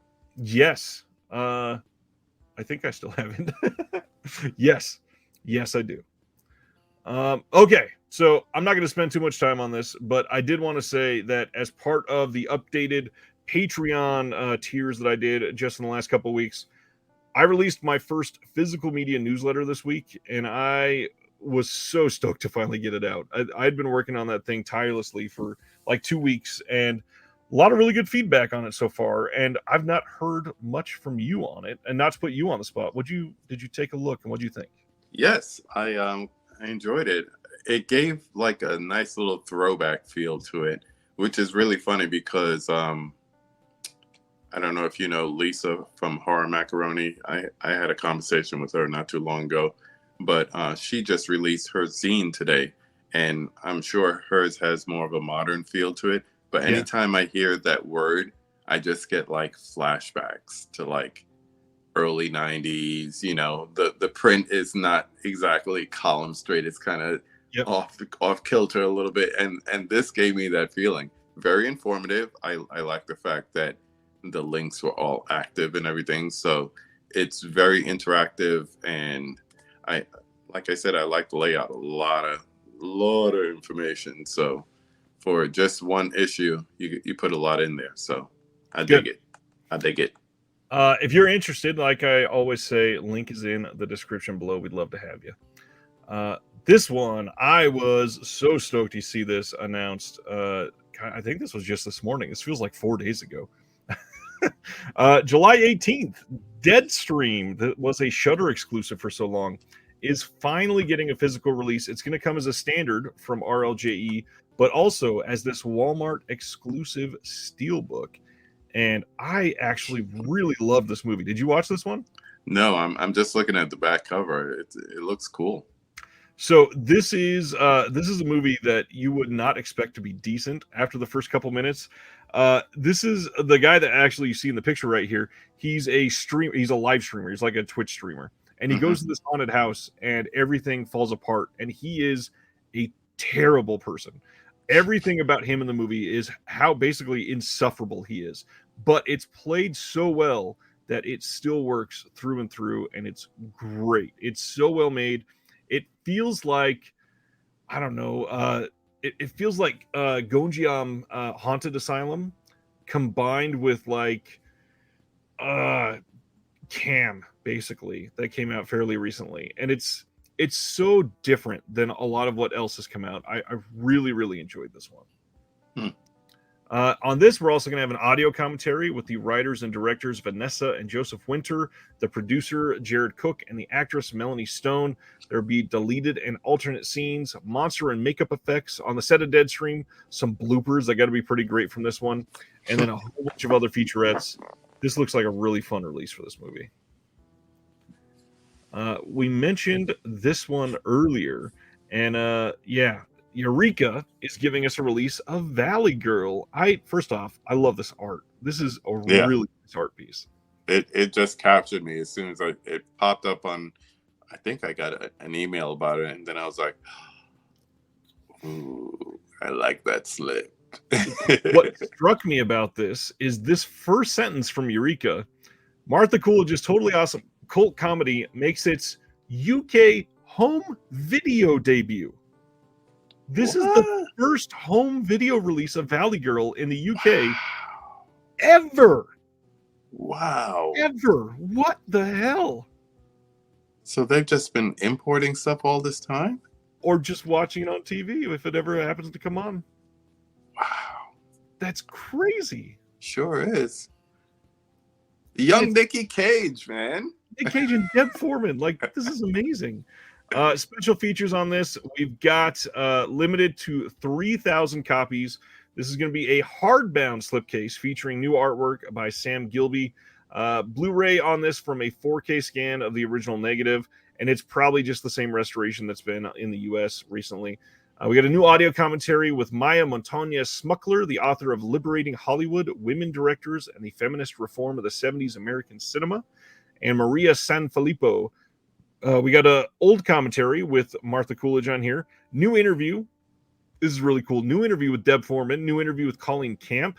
And then a 2018 interview with the director and actresses from the film. Selection of archival interviews with cast and crew totaling over 3 hours. And then a 20 tubular years later, 2003 featurette. Love this. And then, of course, they're going to have a collector's booklet with new writing by Alexandra Heller Nicholas and Craig Ian Mann. This looks like a pretty great release. Yeah, I told you. It's really... first of all, I like what Eureka does as far as packaging and everything. And I don't think about double dipping every day. But this is really making me... Especially without like a format change or whatever. So yep, definitely like thinking about it this time. And this is one, like we talked about earlier, I was expecting a 4K of this, and I still would. I would be very surprised if in the next, I don't know, 2.5 years, we don't get a 4K of Valley Girl. But I'm not disappointed. Right. All those features, everything. So did they say it's going to be a 2-disc? I don't think that was specified. Eureka's actually so. really good with their stuff, and yeah. I would not be surprised if they got it all on one disc, although that's a lot of extra features. That's what I'm saying. Over 3 hours plus the movie. Yeah. It does not say. Oh wow, no, it does say technical details, 1 disc. There's that C word popping up again. However, I would say Eureka is better than most with this. There was actually another release that we're going to talk about in just a second, and I will defend that when we get to that release in just a second. We got a question. Daniel says there's a good number of WB titles getting severely discounted on Amazon and Target. Is this a sign that the 4K is coming soon? Otherwise, I might just partake. The hard part is it could be, but with WB, probably not. They just discount a lot of stuff a lot of the time. WB is fairly liberal with that. They just keep changing like things about their releases, like left and right, especially this year with the anniversary. Like initially they were saying that there were going to be UK exclusives on things like Rio Bravo and I forget the other one. And then all of a sudden we're getting it here, which, I mean, no complaint, but at the same time, it's like whatever you said yesterday can change tomorrow. So it might be a sale on just standard Blu-rays and you're like, yeah, let me pick it up. Or it could be just like pushing them out to get ready for the 4Ks. Yep. Completely agree. This one is the one that I'm going to talk about in just a second. So Touch of Evil is getting a 4K UHD release from Eureka. This is, of course, the 1958 Touch of Evil with Orson Welles, directed by Orson Welles. This is getting a lot of stuff. We've got 3,000 copies in a hard case box like they did for some of their bigger releases. This is going to have 4K UHD presentations of all 3 cuts of the films. So you've got the theatrical version that's 95 minutes, the preview version that's 109 minutes, and then the 1998 reconstruction version that is 110 minutes. Now, this is only being done on 2 4K discs. And the way that they are doing this, like I said, I wanted to pull something up, and this is a comment that was left by a gentleman that was involved with the editing. And he left this on the Blu-ray.com forum, and he says, this was done with seamless branching for the 2 cuts that are most similar to each other, and another linear disc for the one that has the most differences. We've done quite a bit of work on advanced authoring techniques that identify repeated parts and, crucially, verify that no legitimate differences get lost in the shuffle and that the entire recombined presentation plays correctly. After all that, repeating the entire film on a second disc for the sake of some different scenes becomes completely unnecessary. The result, in theory, is saving on not replicating extra 100 gig discs, of course, that can instead go towards more releases. So if they keep putting that much thought into the technical side of things, they deserve the support and the ability to put out a 2-disc release for 3 4K cuts of these films. Yeah, and you have to imagine the one that's going to stand alone is the restoration cut, because the difference is great enough, like even sequencing and everything. Do you have the Kino one? I do. It's one that I think I do. Maybe I shouldn't have said that so confidently. I reviewed the 4K and I had the Blu-ray, and I gave away the 4K, so I still have the Blu-ray. And once again, great job by Kino. Could hardly tell the difference between the two, but if they're gonna basically do this again, and it's gonna have all these features, like, yeah, I might actually end up picking this up again, because that's actually one of my favorites. I love this movie. Right, and the seamless branching is special. Like, this isn't something that's brand new. Eureka's not the first to use it. Arrow's used it on some things. I think even Kino's used seamless branching on some of their releases, and it's great. But the extra bonus stuff that they've put into making it so they don't need to compress it even further, that's some of the magic sauce here. And it seems like Eureka is making some really smart choices with how they're doing this. Yeah, should be good. It's like the modern day advancement of the cigarette burn. True.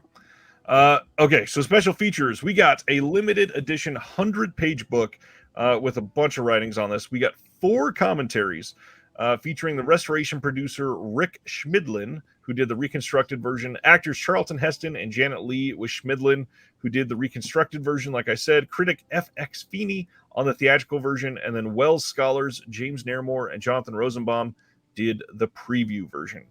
We got a new interview with critic, broadcaster, and cultural historian Matthew Sweet. New interview with critic Tim Roby. New interview with author and critic Kim Newman. That's going to be great, I'm sure. We got 2 video pieces featuring interviews with the cast and crew, as well as critics and admirers, and then a new video essay on the different versions of the film. So quite a lot on this release. There's only one thing that they didn't put, that Kino didn't put. Can we get a copy of Wells's letter? I just want a copy of it. The old Blu-ray had it, so can you put the letter in there? Just throw it in, throw a bone. Make it comprehensive. Yeah. One more from Eureka. September 18th, they are releasing She Shoots Straight. This looks fantastic, and all of the reviews that I've read on this make it seem like this movie is going to be amazing. So this was one that I'm definitely going to look at. Wanted to remind everybody, because I think Chris Silvestri, who was in the chat just a minute ago, is the one that I helped earlier. Eureka is amazing because they have free worldwide shipping forever. I don't know how they do it. I don't know how they afford to do it. You can buy one 20-pound new release, and it's free. That's it. That is incredible. Yep. That's how I got my Police Story trilogy. And I was like, no shipping? No free shipping. Beautiful. Now, that being said, you're probably going to get it a couple weeks after release, but it'll be free. I can wait. Yeah, I exactly. could wait. I probably wouldn't crack it open immediately anyway, so I could wait. We got a new commentary by Frank Jang on this. We got a new feature-length commentary also by Mike Leader and Arna Venema, which is great. Not a whole lot else on this, but there's going to be a booklet with new writing by James Oliver. And I mean, yeah, this just looks like a solid release. That would be a blind buy. Never heard of this one. I had heard of it, and I'm really hoping that this starts to lead into the girls with guns genre being exploited a little bit. There's a bunch of these Asian films from the it starts like picking up in the 90s into the 2000s, and there's a lot they could get into. Next up, Kino is releasing Scarlet from 2022. This sounds pretty damn good. There's a making of documentary on this, Q&A with the director Pietro Marcello. And then that's it. But yeah, the film itself looks really good. It's shortly after World War I, and yeah, you can pre-order this already. Here is that two-gun steelbook I talked about. Nothing really compelling about the steelbook for me. They put the outside artwork on the inside and took a scene from the film and made it red. Yay. Cool. If you love the film, I'm not taking that away from you, but yeah, this isn't like screaming that I need to get it. Yeah. I'm in the midst of, and I think I've mentioned this before on the show, that I'm doing my Uncle Marty filmography this year, but I've already determined that probably 25, I'm going to do all of Denzel. Wow. By then, this will be like I wouldn't have to like hurt myself for buying the 4K, you know. Denzel it's such an interesting career because he's made some amazing choices, especially early on. Like the first 15 years of Denzel is astonishing. And not that the stuff after that is bad necessarily, but man, he made some very different choices after that. Yeah, for sure. I mean, you go from things like as late as the 80s with Glory, and then you get into some stuff after that, like, what is that, Roman J. Israel? So it's kind of like, give great, not so great. Yeah. But it's never him. It's never him. He's the one polishing the turd. It's never him. But he's pretty amazing. This one is interesting. So Shout Factory sent out an email over the weekend that had this random Hackers steelbook in it, and they sent out another email like 10 minutes later that said, "Oh, our mistake. These are the actual links," and they took this picture out because this had not been released, and they still technically didn't announce this. This is coming as a Best Buy exclusive steelbook that is a companion piece to the other Hackers 4K that they just announced last month. This is coming out on August 22nd as well. And yeah, you can get this on Best Buy right now. I'll skip it. I don't love the steelbook. No, it's busy. It's kind of ugly. Could skip it. Wave says thunderstorm on the way. Hopefully, doesn't knock my power out. I don't know where you're at, Wave, but there's a lot of storms today all across the U.S. Yeah, we're good right now. Good. Next one, Criterion time. Okay, so interesting month for Criterion. A lot of people are very, very happy. If some people are pissed. It's the internet. Okay, so yeah, there's a diversity only in opinions. Princess Bride is coming in 4K. No new features, but this is going to look amazing, and it's in the same. How do they describe the packaging on here? I totally forgot.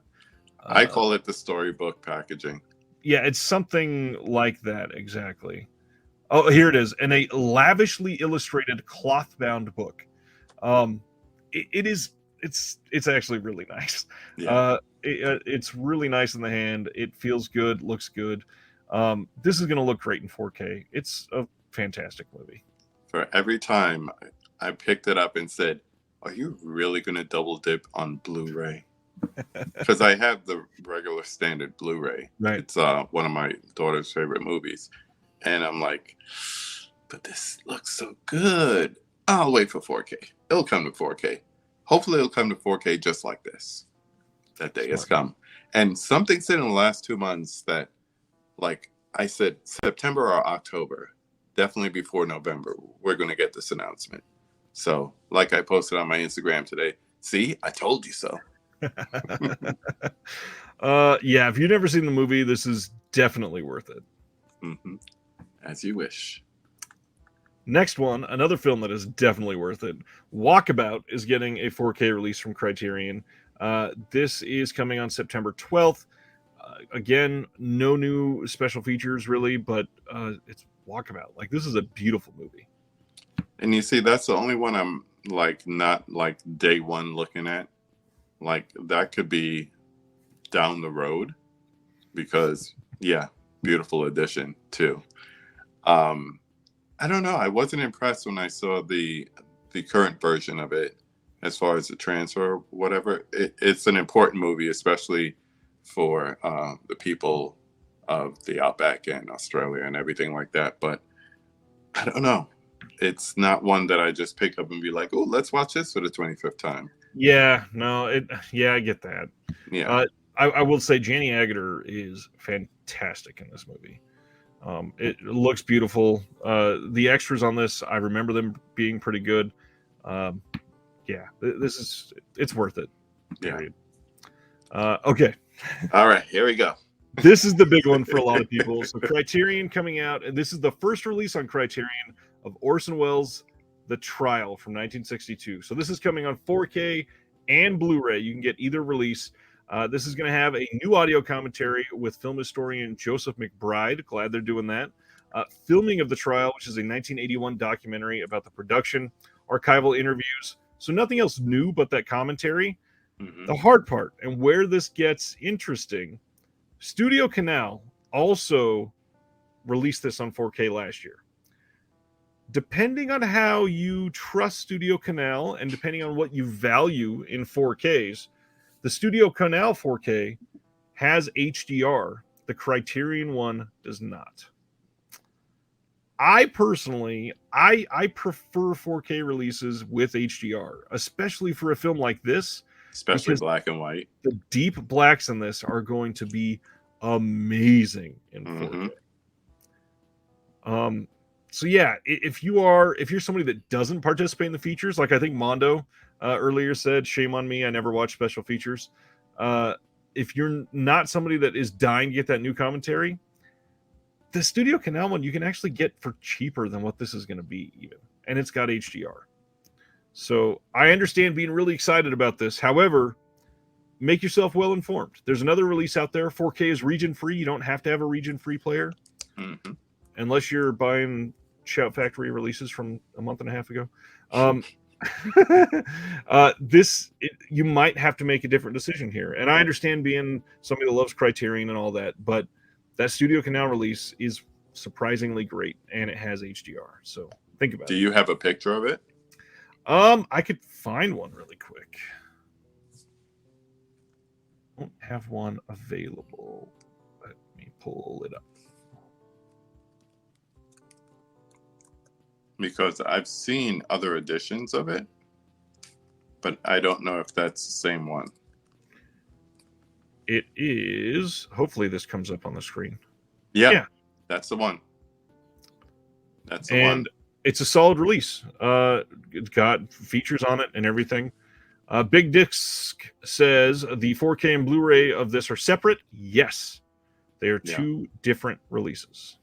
And they do something sometimes. I saw it with one of the new announcements today where they will stop selling the Blu-ray to, like kind of discontinue it in order for you to get the 4K Blu-ray combo.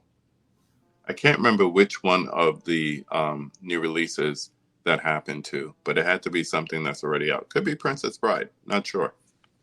But yeah, I'm on a. You know what it was? I think it's the storybook version of the Blu-ray has not been available for a while. Yeah, I'm on one of my various import sites, and they have it for $26.99. And it looks like it's with a slip. And actually, Orbit has still been getting that one in, so you might want to keep an eye on there. Yeah. So the 4K release of the trial, it will have a Blu-ray disc with that 4K, but the Blu-ray by itself, if you only want Blu-ray, that's a completely separate thing. I'm not sure. Let's see, does it specify? So the 4K disc will have the film and one Blu-ray with the film and special features. So the features are not on the 4K disc at all. Yeah, future proof. If you come across a combo and you only have a Blu-ray player now, just future proof and get the combo. Yeah, That's what I especially say. during a sale. I mean, you're hardly spending anything more. Yep. Next one. This one kind of surprised me. Yeah. Criterion is releasing La Bamba on September 26th. Also surprised that it's only a Blu-ray, considering there already was a Blu-ray for this. $150 Blu-ray. True. So this one is getting a new 4K restoration put on a Blu-ray. Audio commentaries featuring Valdez, Lou Diamond Phillips, and Esai Morales. The producers Stuart Benjamin, Taylor Hackford, and Daniel Valdez. New interview with Luis Valdez. Conversation between Valdez and filmmaker Robert Rodriguez. Making a program featuring the cast and crew. And that's it. Not a ton of new things on the disc, actually, but it's nice to have it in print, obviously. Yeah. I'm definitely picking this one up too, because another one, VHS all the time, and not for nothing, that's one of those that the soundtrack brought Richie Valens' music back into, the foray, because when that soundtrack came out, that's all everybody was playing. Same thing happened with the Stand By Me soundtrack around that time too. So good music from those times. Great music, great cover art. They really I like that. They nailed it on this one. Lou Diamond Phillips is amazing in this movie. Yeah, just wish it was 4K, but looking at it, this is the only Blu-ray for the month. It's for everybody complaining, Criterion's just putting out old stuff on 4K, and they're not putting out a bunch of new 4Ks every month, blah, blah, blah. Shut up. This is your month. You get one Blu-ray, and it's a new one. Just stop. You don't have to have something to bitch about all the time. Another debut for Criterion, the last film of the month, September 26th, we are getting a 4K and Blu-ray release for Moon Age Daydream from 2022. This is the Bowie film / never before seen footage documentary, weird amalgamation of a few things that they put out, and this is going to look incredible in 4K. Beautiful. Yeah. Catch it on. I still refuse to call it Max. Catch it on HBO.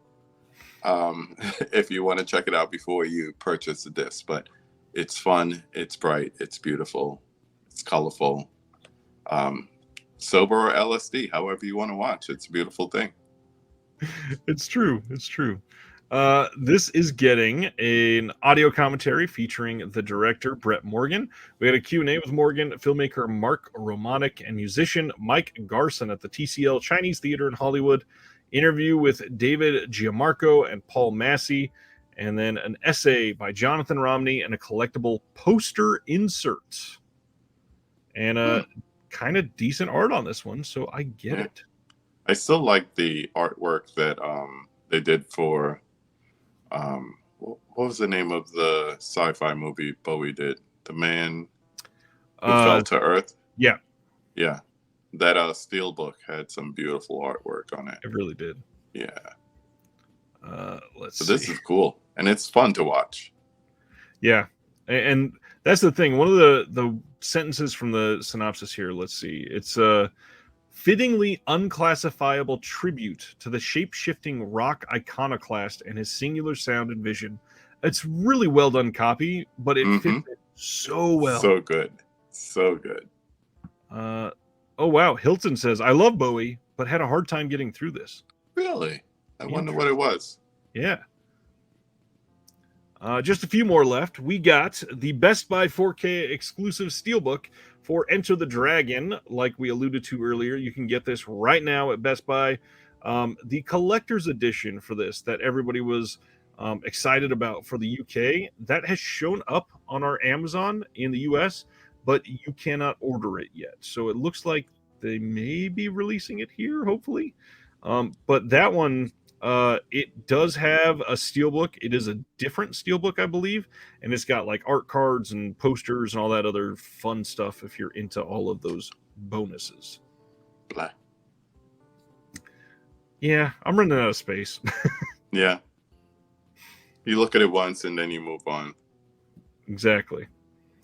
Let's see. We got the third and fourth reveals for the Severance sale today, and that is The Inconfessible Orgies of Emmanuel from 1982 and The Sexual Story of O from 1984, both directed by Jess Franco.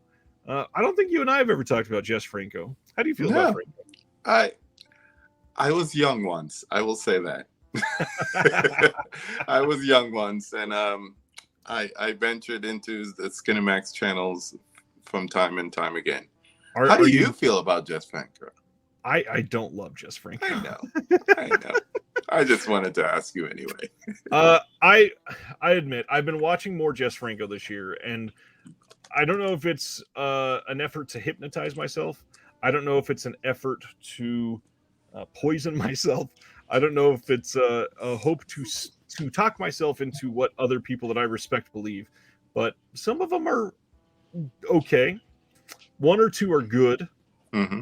And then there's the rest of his filmography, and that's totally fine. Mm-hmm. So this is actually going to be two different releases. They are coming with web store exclusive slipcovers because they are covered in nudity, so they can't sell them on Amazon or Walmart because they won't put them in their bins, unfortunately.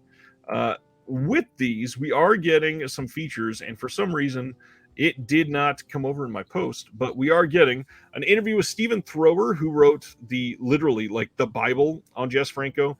We're getting In the Land of Franco parts 8 and 9 on these, one on each one, of course. And these should be pretty great releases for if you're a Jess Franco fan. It looks pretty good. Somewhere Will feels a disturbance in the force. That is a wonderful comment. In his force.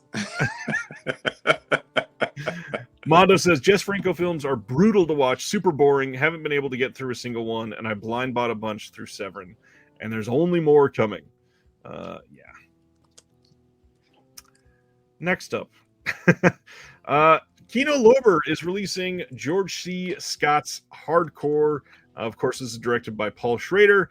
We are getting the Paul Schrader commentary that was on the Twilight Time release of this, and this will just be nice to have a US version of this in print for now. The Indicator release of this has been great from the UK, obviously, but the Twilight Time one went out of print years ago. Unfortunately, it's probably the exact same restoration as the Twilight Time. Nothing new as far as extras. But again, it's the film, it's available. And this film, have you seen Hardcore before? Long time ago. Let me see. I think you'll be able to see it here. Somebody asked in the comments on Instagram. Where is it? I keep meaning to pick this up. What would you compare it to? What would you compare Hardcore to? I don't know. Every time I think of the movie, I think of like the father with a daughter joke, like your number one job is to keep her off the pole, and then your number two job is, well, what this film covers. And it's like, I still don't. Schrader has like such a thing for existential crisis in his writing and in his movies, and it's like, yeah, I don't want to think about that. I really don't. As a father with two daughters, I really don't want to think about that. Yeah. My response to that person, I actually said it's a pretty singular film for the 70s, but it's fairly like gritty. This is a very gritty film. True. Paul says Tarantino compares Hardcore and Taxi Driver to The Searchers, which I don't know. Oh, in the chat we got a couple people saying 8mm. Ooh, okay. I can see that. Okay, I can see that. Not terrible. No, I can see that. the last one of the week, which this just went live about 10 minutes before we did, coming on August 12th and available to pre-order tomorrow morning, June 16th at noon Eastern from Grindhouse Releasing. Finally, the release they've been hyping up since like 2019 at this point, literally. Impulse from 1974, starring William Shatner from William Grefé. And this is going to have a new 4K restoration, 2-disc set containing over 15 hours of bonus features. William Shatner speaking live in Santa Monica on October 9th, 2022. Provocative, in-depth interviews with the director William Grefé. Additional interviews with the producer and makeup artist Doug Hobart and the art director Roger Carlton Sherman. Audio commentary by William Grefé. Haunting alternate French soundtrack. Hours of rare cinematic treasures from the vaults of William Grefé. Glossy illustrated booklet with liner notes by acclaimed underground filmmaker Jacques Boireau. Beautiful embossed slipcover with new art by esteemed painter Dave LeBeau. Collectible postcard featuring original oil portrait of William Shatner by artist Dave LeBeau. Still galleries, trailers, 2 bonus feature films, and other surprises. And on top of all that, this is going to be hand-numbered and autographed by William Grefé. Wow. And a partridge in a pear tree. That's a lot. Yeah. I was seeing your comments, Jeremy. I was just ignoring them on purpose, I promise. We just wanted you on YouTube. Just remember, the Grindhouse Releasing model of these is to come out and say how limited this is and really hammer home, if you want this, you have to buy it now or it could be gone forever. You've got probably 2,000 or 3,000 copies of this, and then who knows if you'll ever be able to get it. In 60 days, there'll be a standard release without the slipcover, and it'll be exactly there for you. Keep in mind, you don't need to worry about this if you want this. It will be there for quite some time. They did not hype this movie up for the last 4 years to sell it for the next 6 days, and that's it. Grindhouse Releasing, they do great work, but some FOMO stuff that I don't love. It's a lot, man. Jeremy, I was obviously kidding. You know we love you. That is it for the week. I mean, that was a hell of a lot of announcements. 2 hours, yeah. Love it. Well, it's you. I can talk to you for freaking ever. Well, true. Let's talk about what's coming next week before we go into the extra important conversation for tonight. Next week, Avatar and Avatar The Way of Water in 4K. Ronin 4K from Kino, Manchurian Candidate 4K from Kino as well. The Firm 4K from the studio, Vanilla Sky 4K from the studio. The Game Trilogy from Arrow is releasing.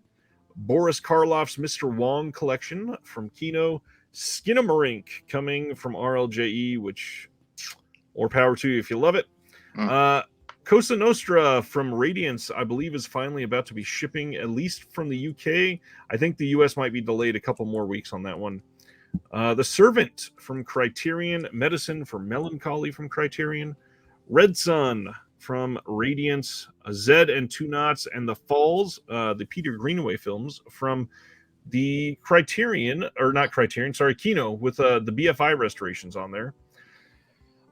Polite Society. I've not had a chance to watch yet, but I am probably going to be picking that up. I hear that's great. Did you get to see that one yet? Mm-mm. A lot of people, obviously, immediately everybody's going to say, oh, it's this year's RRR because it's another diverse film from that part of the world. But it's supposed to be very good and very different from RRR. So yeah, they were showing it at AMC for a while, too. Long time. It was supposedly doing very well for them. David says, what? I already have Red Sun. Yes, that's because MVD ships it early sometimes, and a lot of us actually have Red Sun already. It's just that the actual release date is next week. Nathan Jones, the other one that is in the newsletter. Hello, my friend. What's Hello, friend. Let's see. We got a couple others, like Zombie Ass Toilet of the Dead coming out next week on Blu-ray. Diary of a Hitman with Forrest Whitaker. I feel like we might mention him a little bit tonight. Skinamarink Steelbook coming from Walmart next week. Red River coming from Criterion. I mean, kind of a lot of stuff coming in the next couple weeks. What's the big one for you next week? I was looking at my pre-order list. Probably Ronin and Manchurian Candidate from Kino. Those are the two I'm really looking forward to the most, especially Manchurian Candidate. I'm a big fan of that movie. So I want to see what they're going to do with the restoration and everything.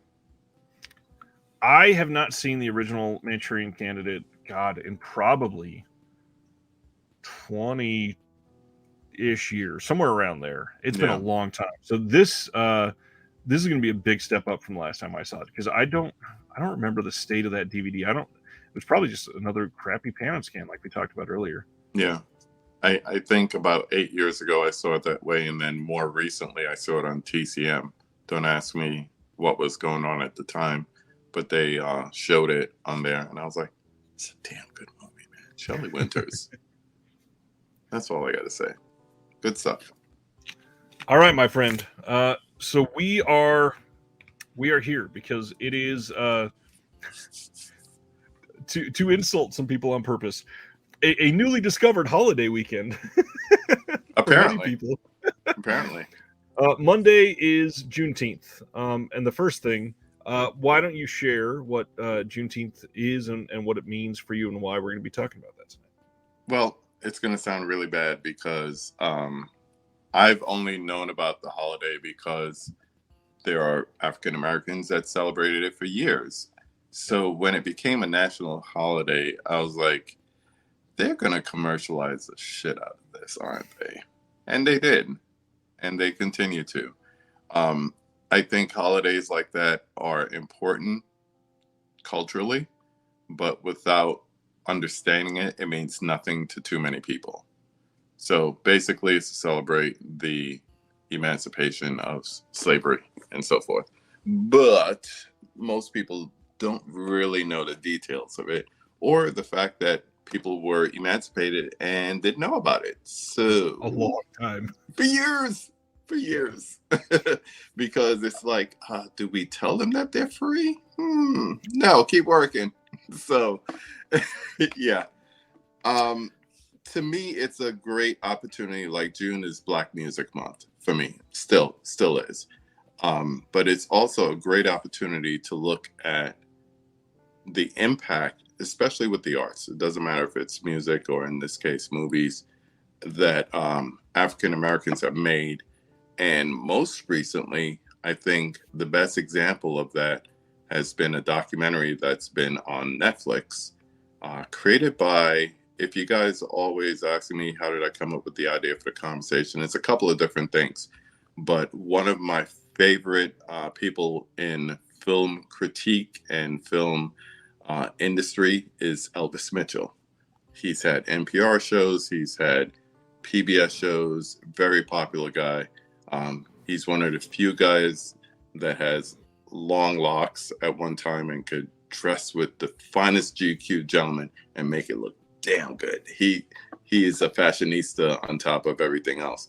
But he came out with his first documentary. Shout out to Floyd House Flicks, because that's his homie. And it's called Is That Black Enough for You? And it basically takes a look at the African-American cinema history from the earliest days up to the point in the time that he thought was the most revolutionary, which is the time of Black exploitation. So heavy concentration on those early 70s, some would even say late 60s into the early 70s films, and the impact of seeing mostly an all-Black cast. And I'll keep going back between Black and African-American. It's whatever you're comfortable with. I'll say Black. And he's down with the cause, so he can say Black too. So you're allowed. But I think the thing that's really important about that documentary is a good watch. It's like 135 minutes. But the thing about it is it covers a lot of things that people weren't aware of. Yep. You know, people to this day don't know someone like Michaud or someone like Robeson, or the impact that they had on the early days, or I mean, these days people know Spike Lee, but they might not know Robert Townsend. And people know Jordan Peele, but they may not know the Hudlin brothers. Or, why is John Singleton so important? Well, he's kind of like how Spike Lee was a fan of Lawton and Wilder. Singleton came along as a fan of Spike Lee. So it's kind of like they're students of each generation, and it helps to just further the impact of, African American cinema and the culture as well, as far as representation. And just to show you how far representations come from, playing maids and slaves in the field to, saving the country from an alien spaceship. It's all about how it's represented, because not only other Americans, but also worldwide, if you only see a certain depiction of people, you believe that's all people. Right. So you need to have depictions of the billionaires who lives in Prince George, or you need to have the hustlers that are in the streets of Detroit. Not hustlers like, you think of pimps and drug dealers, like hustlers like people trying to impact their community for the better because they don't see any help coming from the government. Those kind of hustlers. So whether it's a documentary, a short, a feature, I just think there's so much history that we could go through. And I mean, I grabbed some movies just to have some kind of physical representation of the history. But I mean, my collection even has like major holes in it. Mine too. Yeah, and it's really sad. So we could probably do more talking than we can do showing. It's not a physical media show off for sure, but it's just a matter of finding out where we were to where we are now.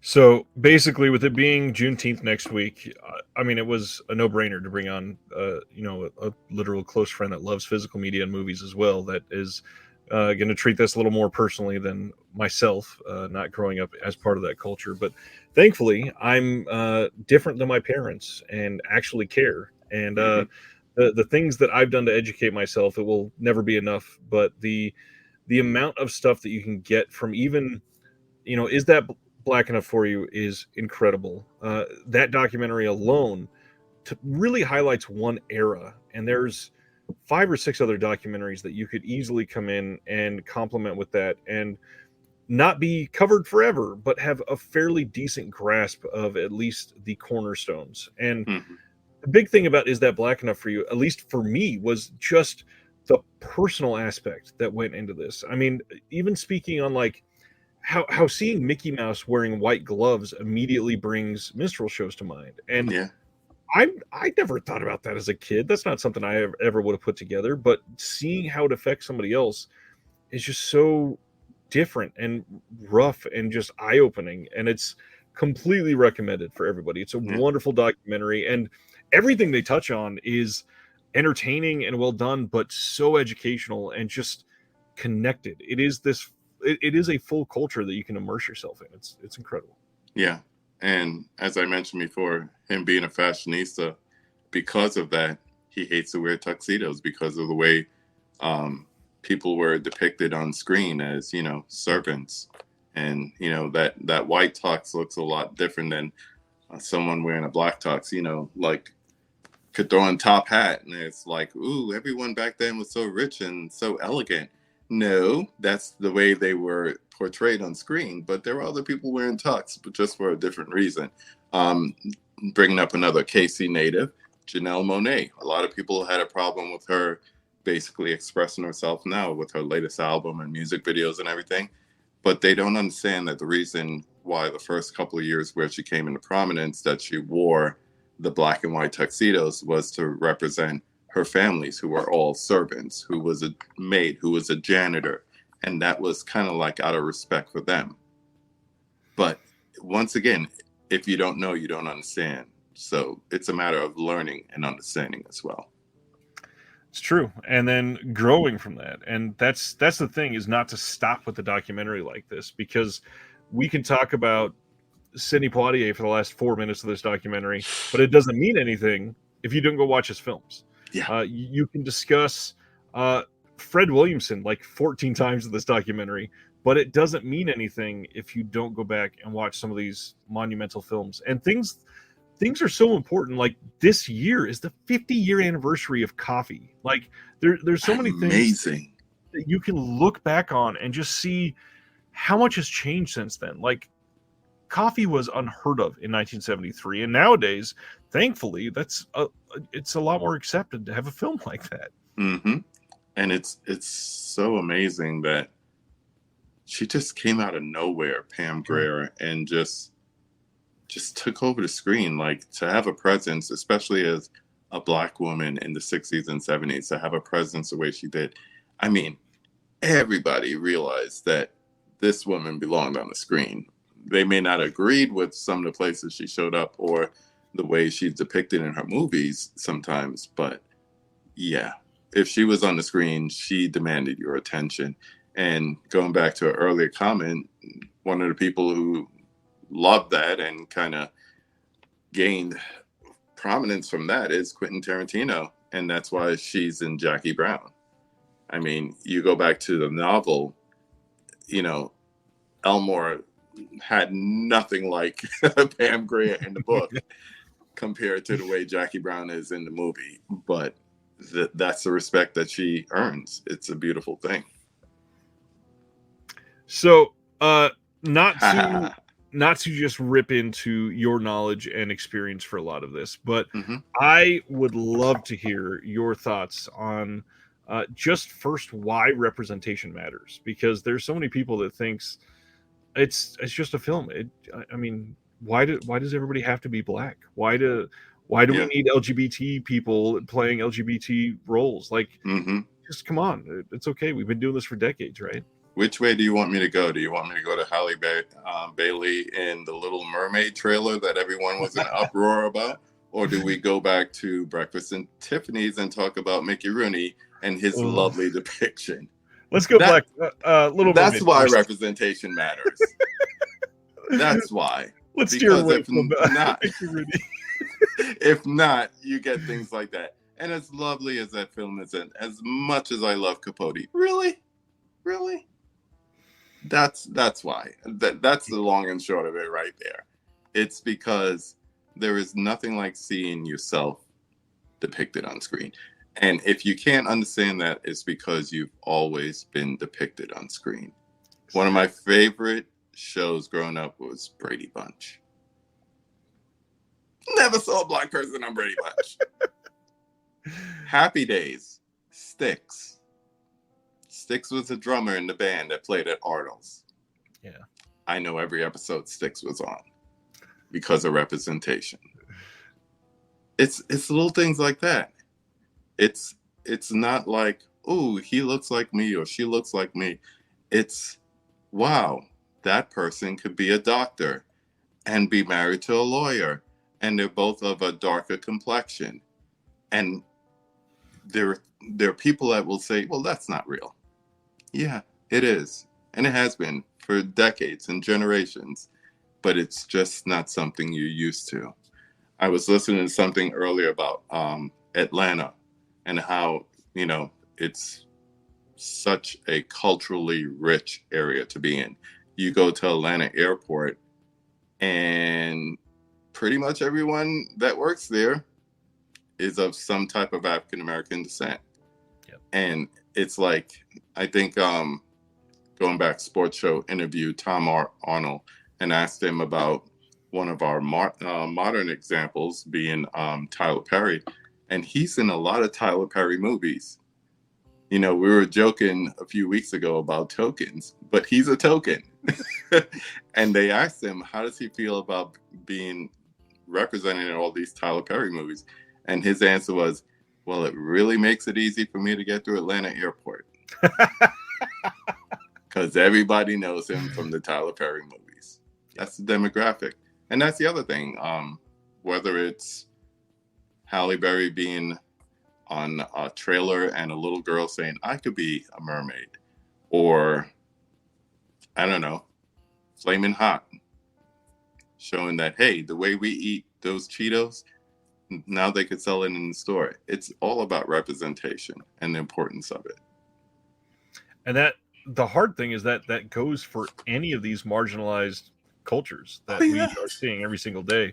And because nobody has the balls to stand up and say what they're actually saying when the discussion on representation comes up, you just want to be a racist or a bigot, essentially, if you're upset about it. And just like you said earlier, if you've never had to wonder why representation matters, it's because you've never had to worry about being represented.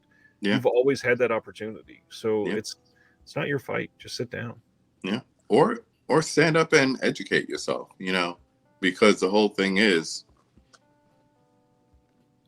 let's look at Three's Company talking about TV shows. Why was it funny that Jack may have been gay? Because being gay was a joke. Yeah. Now, today we'd say, well, if Jack really was gay, we'd want a gay person to play him because we're so bent on representation. But it's no longer a joke. So some people say we're too PC, but the whole thing is there's someone out there who's gay or lesbian or whatever the case may be that wants to see someone represent their character and not be a joke. Represent their love or their marriage or whatever the case may be, and make it acceptable because it's being shown on public TV or it's being shown in a feature film. Right. So, and that's what hurts more about some of these representation discussions, because it's the authentic representation that matters. And that's why we have discussions about like tokens a couple weeks ago, because it's not representation to put somebody in the background of a scene. No, because that's not life. It's not, black isn't background. These are people. No, and any so-called minority is not background. Right. Because, like my joke about Friends is that's not a accurate depiction of what someone living anywhere near Central Park looks like. Yeah. So, going in the black girlfriend in season 6 or 7, just so people would stop talking about it. By then, nobody was watching that cared by season 6 or 7. We were watching Living Single on the other channel. Oh, man, we could go different ways with this, for sure. Well, let's get into the film side then. I'd love to hear about some that were formidable for you growing up. What were some of the first ones that made a major impact on you? Okay. Well, you have to imagine that I'm born in 1970, and that is where you're getting the explosion of blaxploitation, and something that we saw really, really prominent in the late 80s going into 90s were soundtracks that were better or almost as good as the film. Last Dragon, like I just said before. So those blaxploitation films meant two things to me. They were ads in the newspaper, and they were soundtracks that my dad had. He had Superfly. He had, Hell Up in Harlem. He had the James Brown and the Curtis Mayfield albums for all the various soundtracks. So the music was essential to me because I was way too young to see the films. Going a little further into the 80s, that's when you started getting in. And I was thinking about this earlier, especially after rewatching the documentary that we were just talking about, Mitchell's documentary. There was really a drop-off of representation as far as Black cinema, because the thing that came out of the late 70s into the early 80s was comedy. Yep. So we went from blaxploitation into a major, major push in comedy. Think about Richard Pryor and the Gene Wilder movies. Yep. That great buddy combination. Think about the stand-ups like Live Uncensored Strip that he did. And Pryor became Eddie Murphy, going into Saturday Night Live and going into things like Beverly Hills Cop and all that. Up until I would say the mid-'80s, by now I'm in my teenage years and I'm going to the movies myself. And I'm not going to see, like A Soldier Story or Glory. I'm not going to see these movies, Right. although they were very representing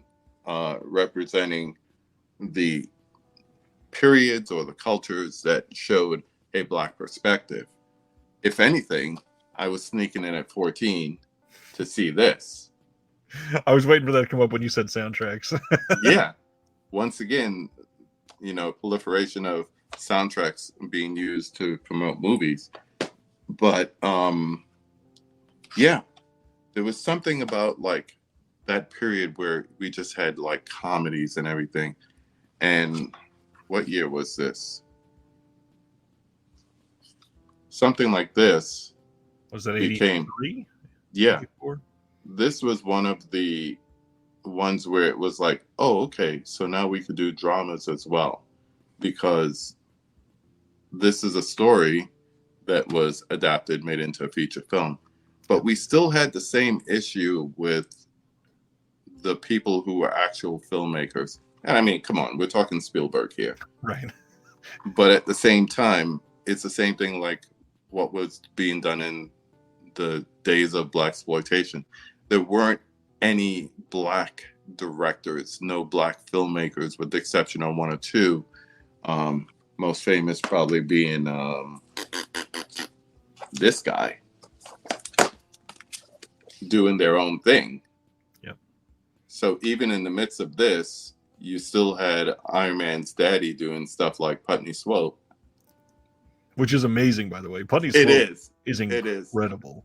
And it's really interesting to know that the lead guy, his whole voice was overdubbed by no one other than Robert Downey Sr. because the voice just didn't go for him. But I think it was just getting into like those days of like what we would now consider like cult classics, comedies, all that. And it wasn't until the late 80s where we started getting people like Robert Townsend, which did I grab it? His Criterion with Hollywood Shuffle and doing independent movies, did you start to see Black filmmakers really stepping up? Yeah. And I think you and I were talking earlier about this is the time when Spike Lee came out. And the one thing that a lot of people don't know is, yeah, I got my pop over there too. A lot of people don't know that his first feature film, She's Gotta Have It, was very influential to someone else looking to do their first independent feature film. So some might say if Spike Lee didn't do She's Gotta Have It, we wouldn't have Clerks. Yep. Kevin Smith saw She's Gotta Have It, and he's like, I could do that. You just got all the pops by you. But, I mean, I'll skip these two because those are 90s soundtracks, but you know how I feel about this one. Yeah. This is like one of the greatest movies ever made to me. Do the Right Thing is one of those movies that is sad and depressing, but yet maybe the most hopeful film ever for me. I've loved everything about that movie since the first time I saw it, and I swear I was probably 14-ish when I first saw it, and I don't even remember where I saw it because I don't think it was at home. But man, that movie is special, and the ending of that and the characters that they are able to bring to light. I mean, Giancarlo Esposito in that movie, man, Mm-hmm. he's bugging so out. He's so perfect. Yeah, and it's really interesting to see where he is today, you know, post Breaking Bad, Mandalorian, and to see, I mean, he's done stuff before Do the Right Thing, but to see him starting out there, yeah, and just the growth just lets you know what an amazing actor he is. And even that is representing like a Afro Hispanic background. Yeah. You know, I want to say he's Afro-Cuban, but I could be incorrect. But just to have that diaspora of African Americanism and just seeing him grow as an actor. But it's just so amazing that, I mean, from Spike and even Kevin Smith, that whole movement of independent filmmakers led to what I think is some of the best movies in the 90s by anybody, and not just saying, oh, it's Black filmmakers or whatever the case may be.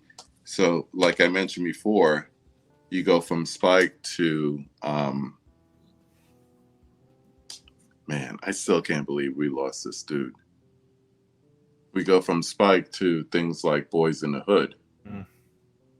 And that whole time was very impactful because you had different stories coming out, and a lot of them just became like more and more like hood stories, but some of them in the midst of it, you just had like really, really great storytelling.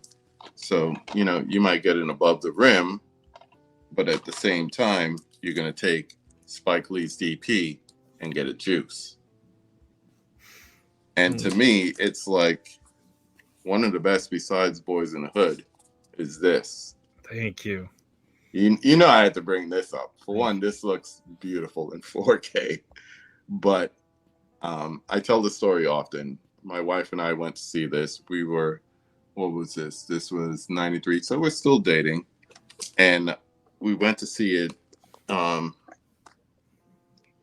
Theater totally silent throughout. And there's these two old ladies in front of us, Caucasian. And the movie ends, credits rolling, music playing. And they lean to each other, and loud enough for me to hear it says, "That's not real. That doesn't happen." And I saw her about to like lean forward. You know how my wife is. Yep. I saw her about to lean forward and about to give these women a piece of her mind. And I just said, they don't know. They don't know. They've never been to South Central. They don't know. But this is what I'm talking about. It's not a part of your world, so you don't think it doesn't exist. It's in a bubble to you. And that's where I feel so odd, because I was subjected to a lot of the stuff. I was able to see it. I mean, I grew up in Southern California. I was there until I was 25 years old, at least fairly close. And literally down near LA, born 40 minutes outside of downtown LA, lived. I've been to South Central many, many times. There are people that joke about places that they would never go, that I'm like, I've walked on the road you're literally talking about. It's not. I went to the swap meet. Exactly. And the way that life is, like, Menace to Society is the one for me. I don't know why. It's great. Like Boys in the Hood, it's amazing too. But Menace to Society is, it's got something. It's raw. It's so raw. And that's what it is. It's like, I don't want to say Boys in the Hood is polished, but it's from the perspective of a really great filmmaker that, you know, like I said before with Denzel polishing a turd, he can take something that's subpar and make it great, or he was able to do so. So from his perspective, everything just looks shiny, even if he's telling a gritty tale like what's in Boys in the Hood.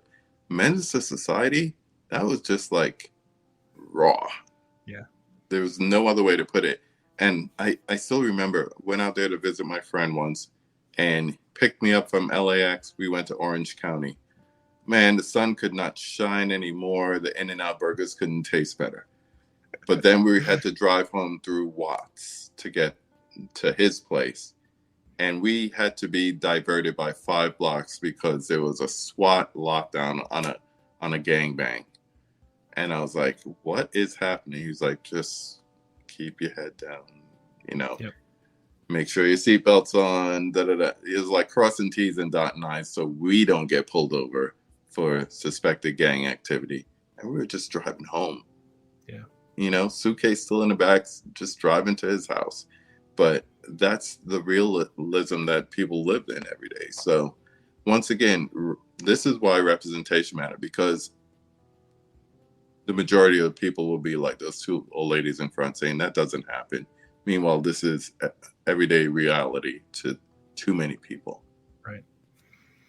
And that's, you know, is that black enough for you? They've got, I'm going to feel like an idiot right now, but the film, I think it was like 74, where they showed the police killing with the spilled orange juice, I believe it was. Mm-hmm. that is something obviously that a lot of people didn't realize happened, and just showing that was a big deal. But now it's 50 years later and it's a bigger deal than ever. Yeah. And we can't show it enough. We can't talk about it enough. And now, I mean, we've got people being fucking killed while sleeping. And yeah. And they're not a Black Panther member. No. You know, to take it back to those times.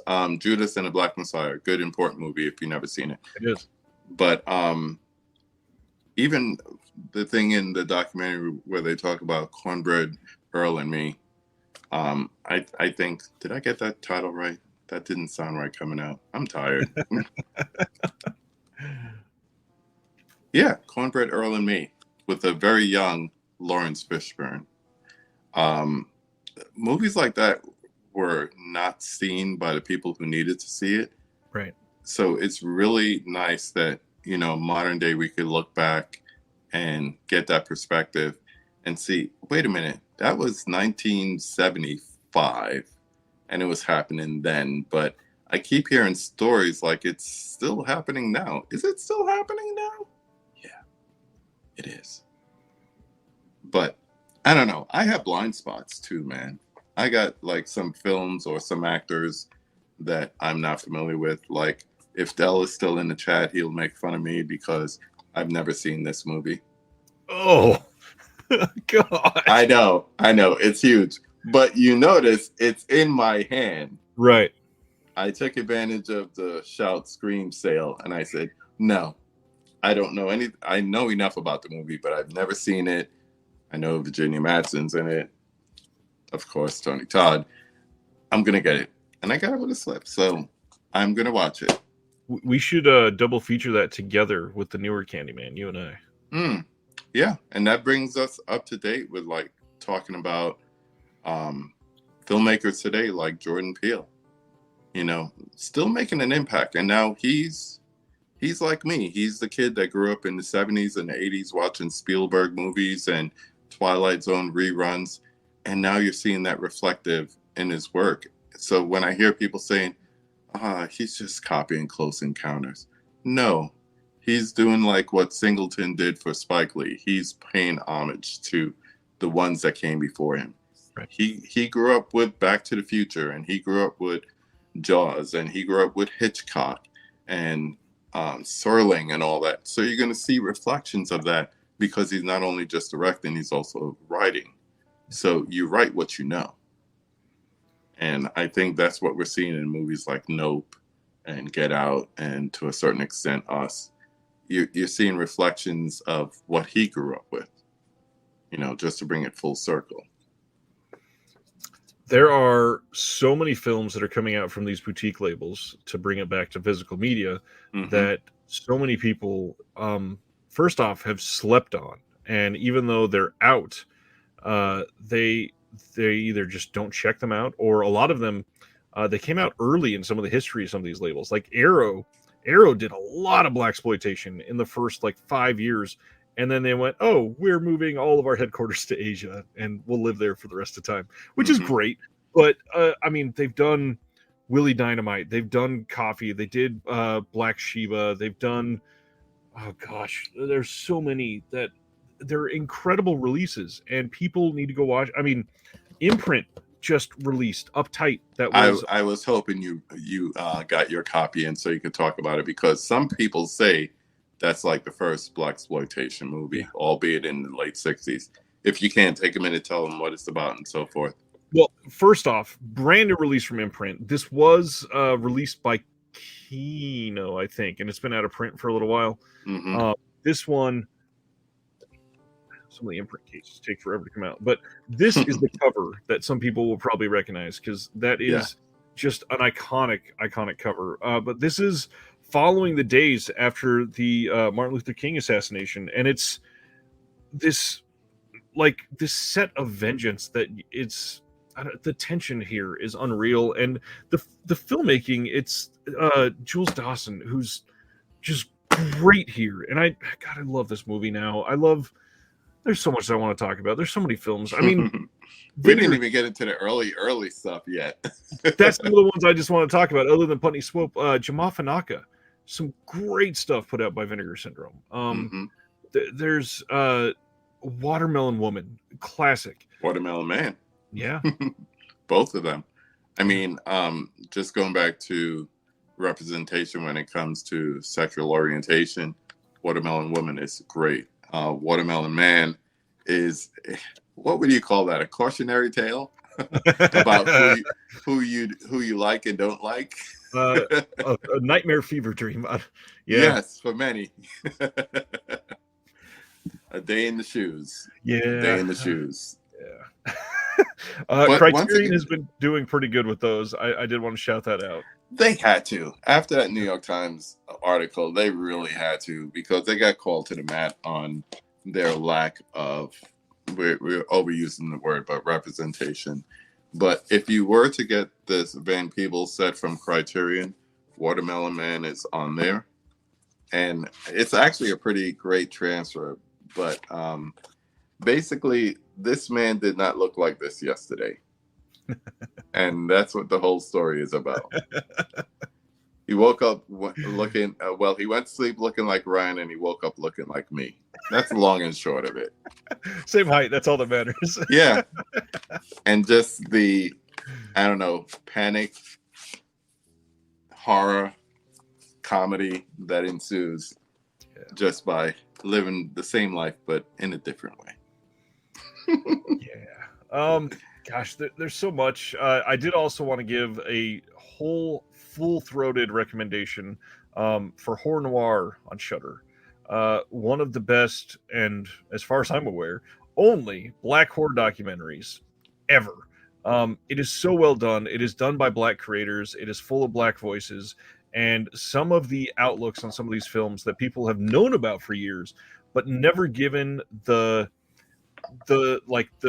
zeitgeist black respect to for those films. Mm-hmm. I mean, Blackula, a lot of people look at as literally a joke, and for a lot of people, it was a foundational film. It's not quite as poignant and as important as Ganja and Hess, perhaps, but very true. Great films throughout. There's so much, and then you start getting to like Tales from the Crypt, the Tales from the Hood in the 90s. You get a lot of these black filmmakers that are rising up from what they were inspired by in these older ones in the 90s and 2000s, and it's just an incredible documentary. Yeah, it's funny you bring up Blackula. Somebody needs to tell William Marshall that it's not Shakespeare you're doing up there, brother. You are not. He was the only serious part in that movie, albeit the lead. Yeah. He was not in on the joke. But it was good to see once again, like, not just a blaxploitation film, but a black horror film. And just in relation to what we do as collectors and blue tubers and all that stuff, there is a major large sub-community, to borrow like a subgenre, a sub-community of black horror fans. Yep. The Evil Tyrone, a guy I interviewed recently, Cray Dre. There's people who their whole life is horror movies. Yep. And the perspective is going to be a little bit different than what you're used to, because they've seen it from a different perspective. Funny enough, my Italian-American wife wants to go see The Blackening because she thinks it's going to be hilarious, because that's our running joke. Who's going to be the first one to die? But what happens when it's all me? So, but what I hear is it's smartly done. And they had recently, for Juneteenth, they had the Juneteenth KC Film Festival here. Yeah. And they actually showed that early. So I'm sorry I missed out on that, but I'm definitely going to try to see that within the next week, because I like smart comedies. I've heard that it's decent. Yeah, things that make you think. I like stuff like that. speaking of comedies, I mean, we haven't gone into a lot of those. Obviously, Pryor is amazing. Hmm. You got to start breaking into the Fridays after that. Yep. Got to Ice start. Cube being a filmmaker, Doughboy himself. Friday is a movie that he wrote when I think after he left NWA and he was doing his solo career with the Bomb Squad. So like America's Most Wanted time, that's when he started writing Friday. If you've seen Straight Outta Compton, that was accurate. Him putting the script together. And even that started like another wave of black comedies, but this time including black filmmakers instead of being told from a perspective that was different. True. I got too many movies here. That's one of the things that you can actually see. Perhaps the real tide change is when you didn't just start having the black actors, but you started having black writers, and that's where these really start to mean something to me a little bit. Like, it's great to get the representation on screen, obviously, but a lot of times they don't get the dialogue right, or they'll throw somebody into the most like Friends type of situation. You go, well, this isn't, no, no. And that's why something, we could talk about so many different films, but like Spike is probably the best example of this. Is so much of what he does, you're just watching and you go, wait, this isn't just somebody's life I'm watching. Like, it's just so authentic that I got lost for a moment. And it's so well done because his hand is creatively all over it, and he lived that life. Yeah. Think about a movie like this. So we have School Days here, and it's really taken on a topic that I don't think a lot of people think about, as far as the dichotomy between blacks with a darker complexion versus a lighter complexion. But it is really a big deal, and it has been for eons. Forget about decades, eons. And it goes back to the days of slavery, because if you were of lighter complexion, you probably made it to the house. If you're of darker complexion, you were out in the fields, and that breeds jealousy. Yep. And it just continues, and it, for lack of a better term, festers into generations that follow and the way they're treated. But it's an important film, but only if you understand why. It really is. And the great thing about the early days of Spike is that he was able to kind of go down and journey down those roads, and it made people think, but I still think not enough people got it. And then as he went on later and he did things like Post, Do the Right Thing, it's like he kind of remembered he's a film student too. And then he wanted to make his version of a Wilder film, or his version of a Scorsese film, or, God help us, his version of Old Boy. Which once again, we spoke about it on Sunday. I understand it's not his fault. I understand it's not Brolin's fault. The studio basically butchered it. But at the same time, what made you think you could take that on? It never should have been remade. No. Some things you got to leave alone. For real. Yeah.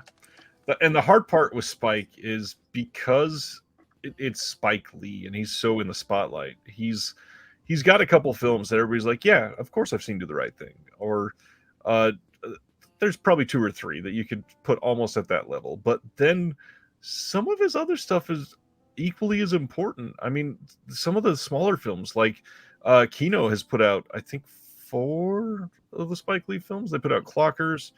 They put out No Bad Blues. Yeah, that was the big one. Yeah. They did at least one more in that same wave, and Crooklyn, yeah. And those ones, those are the more not as in your face as Do the Right Thing, but they're perhaps more important, because it's literally like, this is how life actually is for some of these people. Yeah, it's true. I mean, just taking a look at Crooklyn, that is a Brooklyn brownstone that look eerily similar to the one I grew up in up until when I moved to a different neighborhood. And the kids playing on the street, and you can't go past a certain house and don't cross the street alone. Silly things like that that you don't think about. That was all nostalgia to me, because I'm like, yeah, I remember that. I remember the first kid on the block who got the big wheel, because that was like a big deal. You know, little things like that that he's able to capture on film, not because it's like a storytelling from the outside, but it is something you've experienced. And I think Black filmmakers have a unique way of bringing that, even if they're telling a tale of fiction, bringing certain concepts and ideas that, I don't know, would you be upset if somebody stepped on your brand new Air Jordans to the level of bugging out? All I want to make is funny jokes because I can't fit in Jordans right now. But yes, Nikes are not wide. Adidas, yes, Nikes now. Clearly, I would be upset. Maybe not as upset, but yeah, I'd definitely be upset. 108 with tax, I would be upset. 108 then. Yeah, 250 now. Yeah, at least. And I just saw out of the corner of my eye the other one that I don't know how I forgot. It's my favorite of the ones that Kino put out. Summer of Sam, they also did. And yes, I love Summer of Sam. That movie is just gross. It is such an immersive, like, you can feel that movie as you watch that. Talking about nostalgia, being that I was living in New York at that time, I remember that. I remember the blackout of 77. I remember these things like they're like core memories. So when I see it depicted on film, albeit a certain level of fiction, even later on, like Bernie Getz, I remember things like that, because it's like, it's not something that's happening to you, but it's something happening all around you. Yep. Yeah, and it just comes, even things like Dahmer, you remember things like that because it's like all around you. It's like a cloud over your existence. It's just really weird. There is one thing I wanted to go way, way, way back, because I know you have it. I don't know if you pulled it or not, but I do remember you had a set of early African American cinema. I think it was a Kino set. Do you have that nearby to show Not nearby. It's okay. No. Yeah, but just going back, I think I what they would call like race films, where because of segregation, you had films that were shown to a general population, and then you had films that were only shown to Black audiences, because those were the films that they were able to watch, because the regular films, if they got it, might be a couple of years later when they got it. So whatever year, you know, Wizard of Oz came out, they didn't get it until the 40s. So I think, you know, we're talking 90s and on as far as Black filmmakers, but you also got to give credit to those early day Black filmmakers that hardly anybody talks about, because they were really the pioneers of African American cinema. Maybe not the way we see it today, but when we talk about seeing yourself on screen and something you could relate to, it was stories that people could relate to because that was being shown in their community. And as much as I'm not a Tyler Perry fan as far as his movies, that's what it reminds me of. You're making a movie for a certain group of people where they can relate to, even if that's not your everyday life. And obviously those older ones, not quite the same, but we joked about it before going live, but something like Birth of a Nation is a part of our history, and it deserves at least a moment to talk about how damaging it was to everything. I mean, we were already in a bad place, obviously, but putting something like that out did nothing to help anybody. No, especially viewing it in the White House too. Well, yeah. Because it's almost like in the White House the last decade. This is true, but it's something, because like something like that was more of a spectacle of the time, you know, to have a private showing of something that people pay big money for to be seen in a private movie house. It was like, well, it's almost like putting the seal of approval on there. Yeah. Who is that? My favorite fish. Hello. I had not heard of this. Nicomedes is asking, have either of us tried to sit through the indecipherable TV version of Summer of Sam? I didn't know that it got cut down. He said 45 minutes missing out of the movie. To make it under 2 hours. Wow. Yeah, yikes. No. I saw it in the theaters, and I've had it on DVD and Blu-ray. That's about it. There's certain films I cannot watch on television. And like the big joke is Scarface, the TV version. Yeah, you can't watch Scarface on TV. What are you doing? Right. Go get a Blu-ray or something. But man, just to go back and complete our early conversation, this is something that fell into my hands. I have a couple editions of this called The Origins of Film, Library of Congress, Smithsonian stuff. But it has two important films on it. One is from 1919 called Within Our Gates. It's an Oscar show film. And the other one is A Scar of Shame from 1926. So this is, pre-talkies, very important and very groundbreaking, I would say, for the time. And then it also has like a early talkie called Noble Sizzle and Eubie Blake. And it's just amazing that, we talk about the jazz singer and the advent of talkies, and even going forward to like Singing in the Rain and how they depicted it, albeit in a musical comedy. But it was big for everybody. Yeah. But the way people experienced it may not have been the same. They probably didn't get jazz singer for 4 years. And then there's like, oh, look, blackface once again. Yay, it continues. That's not representation. But I mean, those they call it race films. Those things, at least in the South, continued all the way up to the 50s. Right. And that's amazing when you think about it, because it's like segregation's over, not here.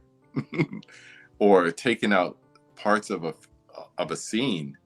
Like, I would love to see how they watched, do I have it here? Yes. Would you have loved to see this in the South in the heat of the night?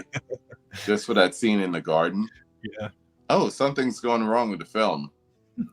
There was a hand clap, and then everybody look away. Everybody look away and come back, and why is he holding his face? Why is it so red? Because they call him Mr. Tibbs. That's why. Let's all go to the lobby. Real. You want to get into Mr. Poitier for a while? Yeah, I mean, this is somebody that got, first off, they really hit him hard in the last 5 minutes of that documentary on Netflix. And yeah.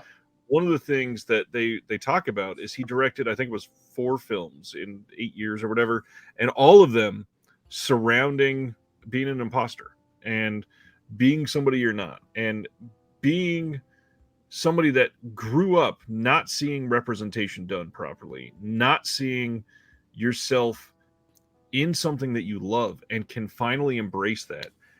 God, did he give us just some amazing gifts. I mean, his work is incredible, and to hold himself with the posture that he did, and then to direct with it, like, God, we treated him so poorly. But it's really sad because, to break it down, white audiences loved him, Mr. Right. Lilies of the Field, Mr. Oscar. But the same thing, I was making the reference to Dr. Cosby when I said, the doctor married to the lawyer. Yeah. It was the same thing. It was like, we don't live like that. Right. Why are you showing yourself as, some Philadelphia cop detective? We're not cops. We hate the cops. Or why are you some teacher over in England? Right. We don't live in England. Maybe if you went to England, you'd realize there's a whole bunch of people there from the West Indies and Caribbean islands. They do live there. And they still have their fair share of racism. Yes. It's all over it. I think it's one of those universal traits. But I think once he got in the director's chair and he got past that imposter syndrome, and I don't think he ever waited to be accepted by his own culture as far as the way he showed himself and the characters on screen or whatever. But once he started directing, and he got Harry Belafonte to come back and do stuff like this, Yeah. I think that's when he started to have fun, because the things that followed, like Uptown Saturday Night in the early 70s and all that, I think that's when he was having fun with his career. And all the way into the late 80s, early 90s, the things that he's done. I don't know why I'm thinking about Sneakers. You ever seen that movie? Wasn't he in that? I feel like he was. Oh my gosh. But even then, I think he was having fun being just an actor in a movie. But I think he was turning in some brilliant work in the 50s and the 60s, but he didn't enjoy it. Even with Guess Who's Coming to Dinner. Supposedly going to be, groundbreaking until a few weeks later. When, the whole love case came about. Yeah. But, short of that happening, that's some really instrumental stuff being shown in that movie, albeit a kind of cheesy comedy. Yeah. But yeah, man's great. Man is great. All respect. I love that they gave a lot of time to Cooley High in the documentary. I should have pulled that. That is a very, very important movie. Love the way that they showed things. And even that documentary showing like riding on the back of the train was commonplace, or the bus or whatever. But yeah, even saying it was more difficult because they were cobblestone. So it was even easier in the film. So, I mean, people's lives, they're real. But I mean, even then you can't understand how difficult things are because you're not in those shoes. Yeah, that's something we even did in the 80s and 90s, because it was like, why do I have to pay $1 to get like 2 bus stops? Right. Let me just hitch on the back of the bus. Or if it was crowded, the back of the bus had the exit, so you would push in to the people walking out just to get on the bus. Yeah. City kids. Gosh. Where else do we want to go? There's so many places. We've covered a lot, but we've left a lot out. I really want to shout out. We mentioned him earlier, but Lawrence Fishburne, man, he has been special for me. The roles that he's accepted have always been mind blowing to me. From things that were smaller to obviously something like The Matrix. That's so crazy to see him in something like that. But I mean, for me, Deep Cover is where it's at. That movie, I love Deep Cover so much. So good. To see Goldblum and him together is just a magical pairing. Mm-hmm. Another great soundtrack. First time people heard Snoop Doggy Dogg was on Deep Cover. First song. It's true. But Fishburne. I mean, we mentioned Cornbread Earl and Me. Larry Fishburne was in Apocalypse Now. It's just some of the roles that he even missed out on are just monumental. He mentions one of them in the documentary. I'm not going to go into it, but even up till now, what he's doing as far as being an actor, I mean, it's almost too easy to talk about Denzel, because to me, he's still my favorite actor, but he's not a monolith, and the way he delivers is going to be different than the way a Fishburne delivers, the way a Will Smith will deliver. Everyone is different, and it's so many different, once again, to use the word, so many different facets of the diaspora.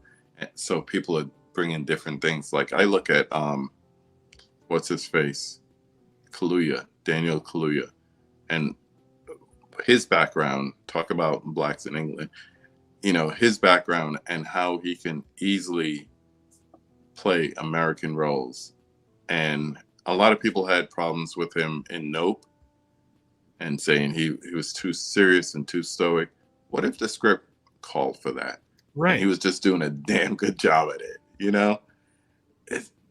these guys are so diverse in their acting talents. It's hard to nail them down and just say, oh, he's just like so-and-so. There's nobody who's like so-and-so, and I don't care who so-and-so is.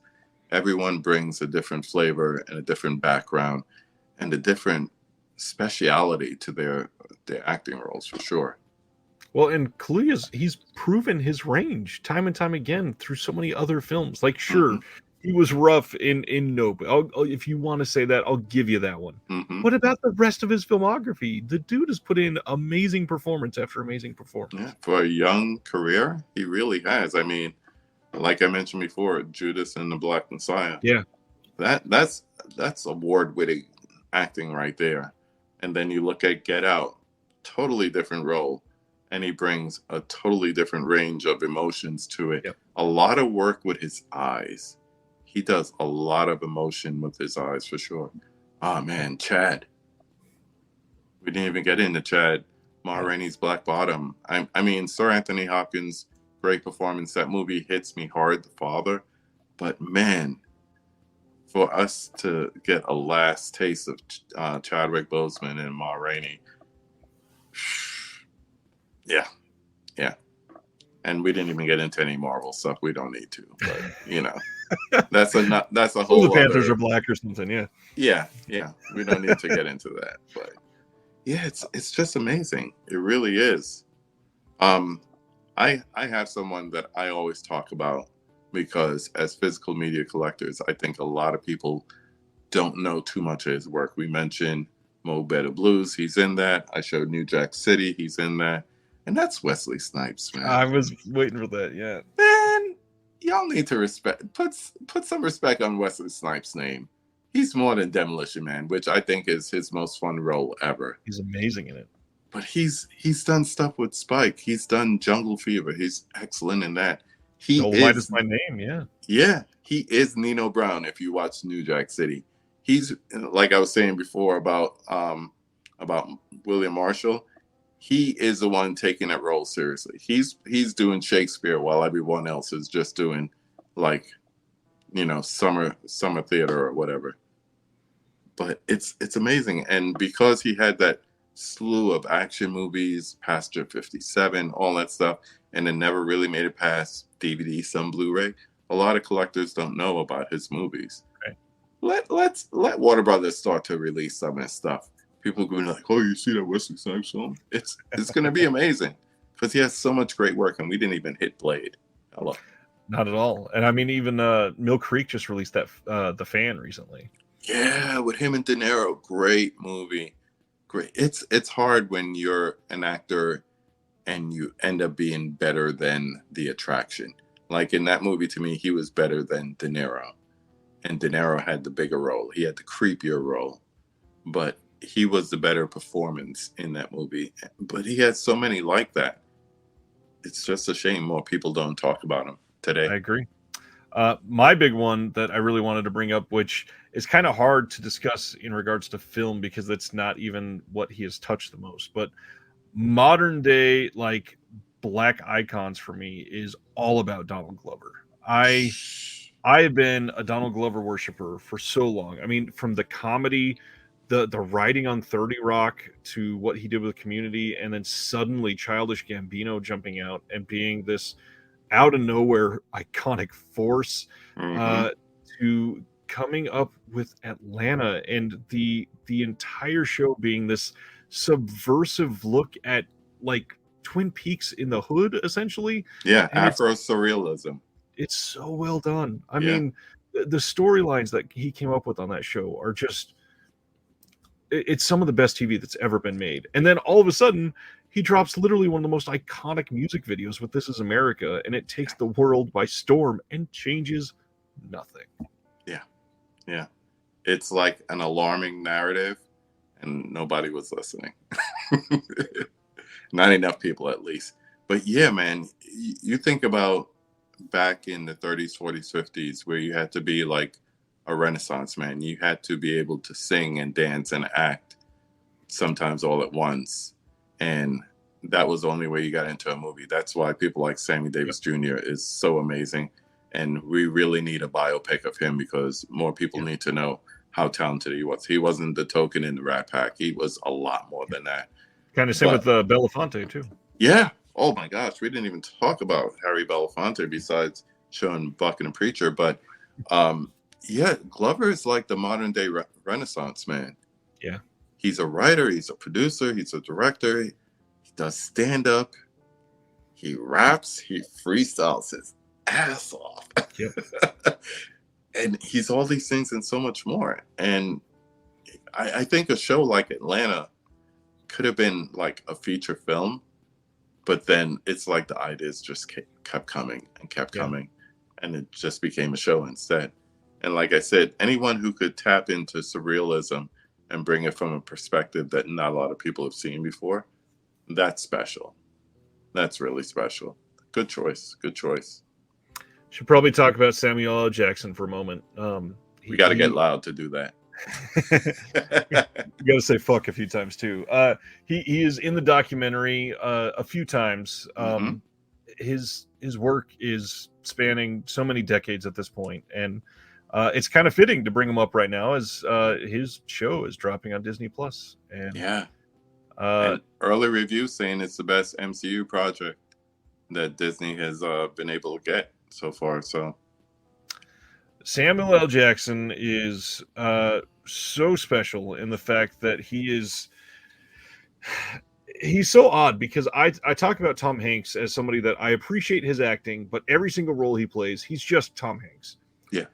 Samuel L. Jackson is the opposite to me. He is always just Samuel L. Jackson, but somehow immerses every single character to not be Samuel L. Jackson in such a special way. I mean, him in Django Unchained, him in Pulp Fiction, him in freaking Snakes on a Plane. Those are not the same people. Not the same people. Black Snake Moan. Yeah. Not the same person. I was thinking the other day, I was talking to someone, I was trying to remember the first time I saw him on screen. And I want to say it was Coming to America, because he plays the guy who tries to hijack McDowell's. Right. And I'm like, did I see him in anything before that? No, I don't think so. I'd look up his filmography, but I'd be here for the next 34 minutes trying to read through it. It's long. It's long. And even if he did something before that, I didn't recognize him. Right. Like, oh yeah, okay, so he did something in 72. He did Ragtime in 81. I didn't see that till I was in my 20s. He was in a skit in Eddie Murphy Raw, and then Coming to America in School Days in 88. So yeah, I think Coming to America was the first time I seen him, but just to think about all the different ways he went since then. You were talking about Vinegar Syndrome. A good one that talking about black horror and everything that people might want to pick up, it's dirt cheap too, is Death by Temptation. Yep. Kadeem Hardison from A Different World, the TV spinoff from the Cosby Show. He plays in it. It's a vampire movie, but it was distributed by Troma. Like, what? Yeah, it's so funky, But Jackson's in that, and a bunch of Spike Lee films, of course. But everybody always talks about how Pulp Fiction kind of brought back Travolta and Willis and gave them a kind of re-jump start on their career. But it really started the partnership between Tarantino and Jackson as well. Oh, yeah. And a lot of times when people think about him and his performances, they usually refer back to a Tarantino film these days. Probably most famously Pulp Fiction. Yeah. I saw a meme just today. It was somebody like, I didn't ask you. Like, God damn thing. You know? So it's just amazing. He's had quite the amazing career. Long Kiss Goodnight. It's incredible. Yeah. Woo, Gina. I'm just scrolling. It's a big Kill one. Bills. Where is my super suit? You mean to tell me there's mother snakes on this plane? Jumper. Of course, the Star Wars movies. I'm the real Mace Windu. Yeah. It's amazing. The other big one that you could easily say was a modern Sidney Poitier is Morgan Freeman. Somebody that's touched so many different performances, from Driving Miss Daisy through Shawshank, through the documentaries. Just his voice alone. March of the Penguins. Yeah. I mean, and all that started with the Electric Company. That's the crazy thing. That's how I got to know him. He was on the Electric Company. He's played God. Yep. And killed it. Yeah, let's just start there. He's played God. But yeah, Freeman is another one who's had quite the career. And the thing is, we're talking about black actors. there's some great black actresses too. Yep. I mean, you want to talk about people, once again, maybe not as well known as like your Denzels and your Samuel L. Jackson, but you want to talk people like Cicely Tyson. Very important in the 60s all the way up till probably like 10 years ago. Who else can we say? Even Whoopi Goldberg. I mean, you think about like her starts with comedy and stand up to getting into something like Color Purple and Ghost. Yeah. Winning an Oscar for that and just moving forward. You know, she can be controversial at times, but that's an individual. That's anyone who has a stage. Anything they say can be criticized. But there's so many different actors that you could go to and actresses. What you just touched on, though, is one of the shittiest parts of all of this. With somebody like Sidney Poitier and Whoopi and Eddie Murphy's another one that could have gotten into the trouble, and he did a few times. But with so many of these people, because they were black first, and because they were black before they were accomplished as an actor in most people's minds, they weren't allowed to make mistakes. You have all of these white actors that would be complete pieces of shit, but one black actor that did one godforsaken tiny thing on a set and somebody reported it or whatever, because he had a bad day, it's done. Career over. It doesn't make any sense. And the thing is, we lost out on so many people because they were deemed as being difficult. And it's a great transition into talking about Belafonte. Yeah. Because he's someone who's never minced words, and he's someone who's never held his tongue. And, you know, being most of his success early on was in the 50s. It was like, I think you need to remember who you are and who you're not. And that made him step away from acting. And we lost years of great performances from him until he came back in the early 70s. But I mean, you look at things like Island in the Sun, you look at things like Carmen Jones, great performances. And like we were saying before, just a Renaissance man who could, I don't think I've ever seen him dance, but definitely someone who, damn good singer. Yeah. And, you know, Odds Against Tomorrow, oh my gosh, that's another great one. But could also act. And then, of course, coming back in the 70s with Bucket of Preacher, and just having a different kind of role too. Yeah. Different perspective. Once again, it's like when he came back, just like I was saying with Poitier in the 70s with comedies and all that moving forward, it was almost like I'm enjoying it this time around a lot more than I did before. Completely. Yaphet Kotto, yeah. Yeah. That's a nice little career right there too. I feel like at this point now we're just trading cards. Oh yeah. We're checking stats at this point. It's a beautiful thing. But just to bring it full circle, I think, especially we've mostly been talking about American cinema and American actors. I mean, it's probably what we know best. But I think the importance and acceptance to a certain extent of Black filmmakers, Black actors, actresses, and even further going into writers, producers, people like Perry, that billionaires that basically have their own studios at this point. Right. It's a long time coming. Yeah. But yet we still don't feel like we've arrived.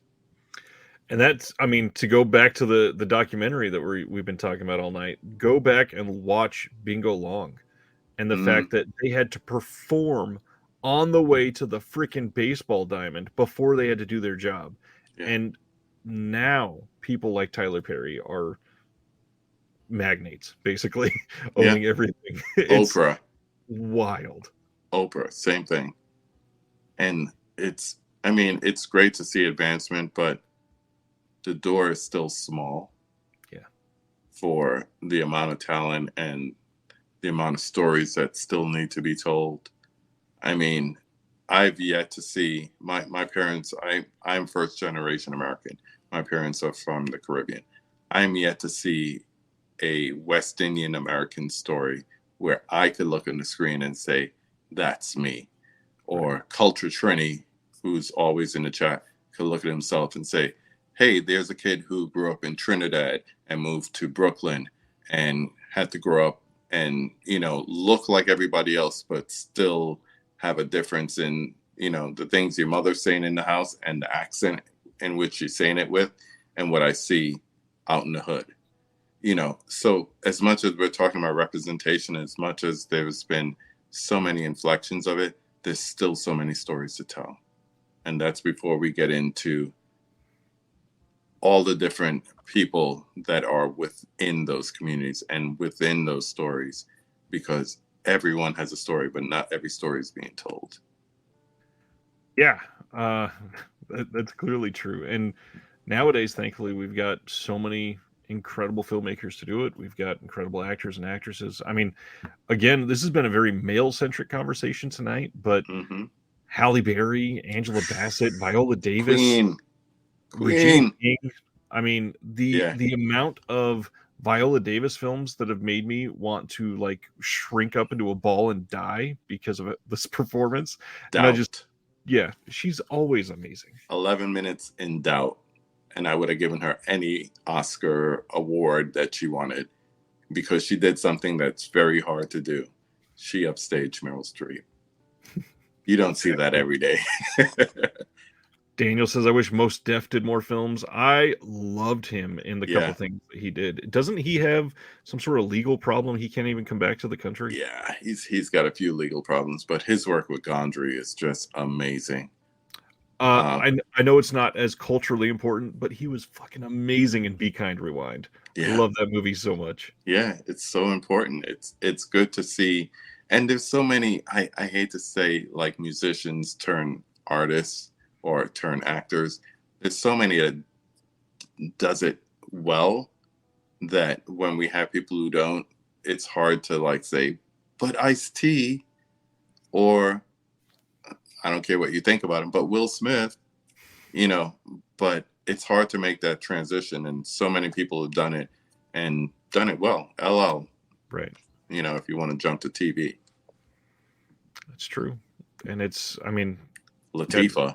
Yeah, that's one of the big ones. I mean, even just the comedians that started in stand-up comedy and then were able to actually break into TV, which was very difficult to do before the 80s. And suddenly, I mean, look at how big Arsenio was for so long. I mean, freaking Bill Clinton played saxophone on Arsenio. I know. I still remember that night. That was insane. We thought it was a skit when we first saw it live. We thought it was a skit. Like, where's the haha? Where's the joke? No. Oh, wow. He's serious. And he wants to be our next president. Wow. Okay. Yeah. But you say that, I'm thinking about people like Cedric the Entertainer, Martin. Martin Lawrence. Yeah, Martin Lawrence. So many. Well, I mean, Wayne's brothers. We haven't even brought them up. They were the old Tyler Perry for a long time. Yeah. And a family of comedians turned actors. Marlon, Sean, Keenan. Oh gosh, so many. Kim. In Living Color. Oh, In Living Color. So great. Yeah. So great. Well, this has been incredible.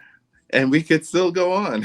I know. There's so many names that I'm like, do I want to go down 10 minutes? And they're all swimming in my head right now. So you could just throw out a name. And I was like, yep, I was thinking about them too.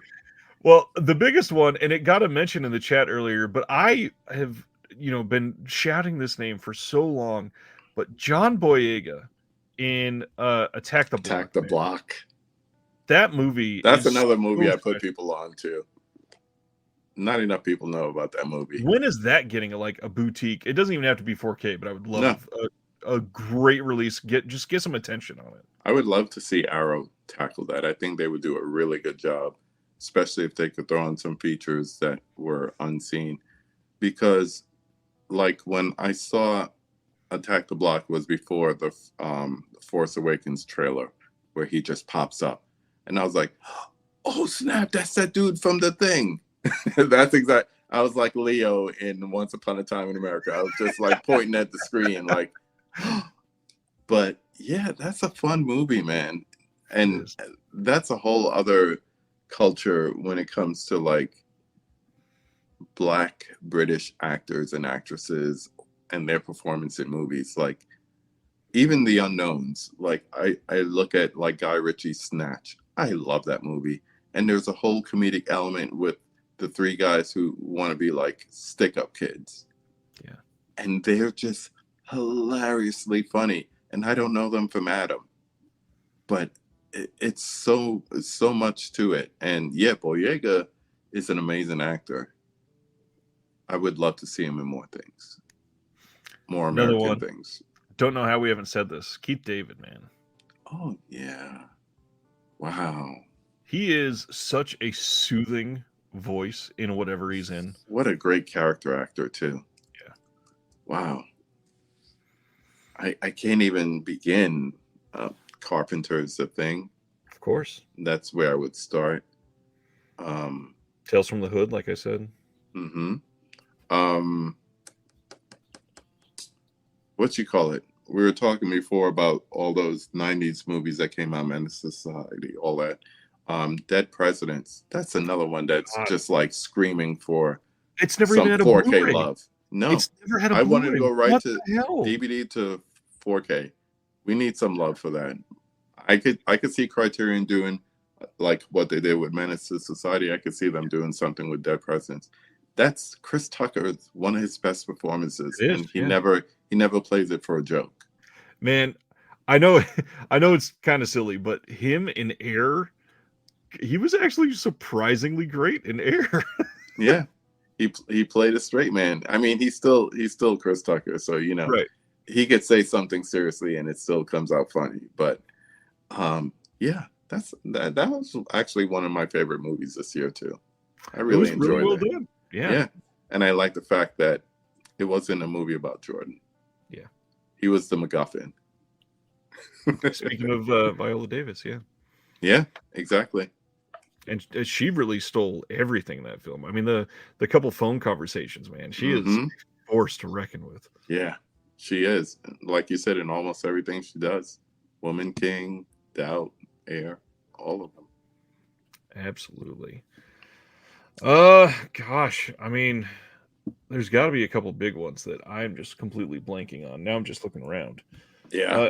You know, it got a little bit of a mention earlier. People that have not seen Ganja and Hess really need to go look it up. Yeah. The Sugar Hill. People need to go watch Sugar Hill if you've never seen it. Mentioning some good ones. Ganja and Hess. How would you describe it? Talking about Black horror films.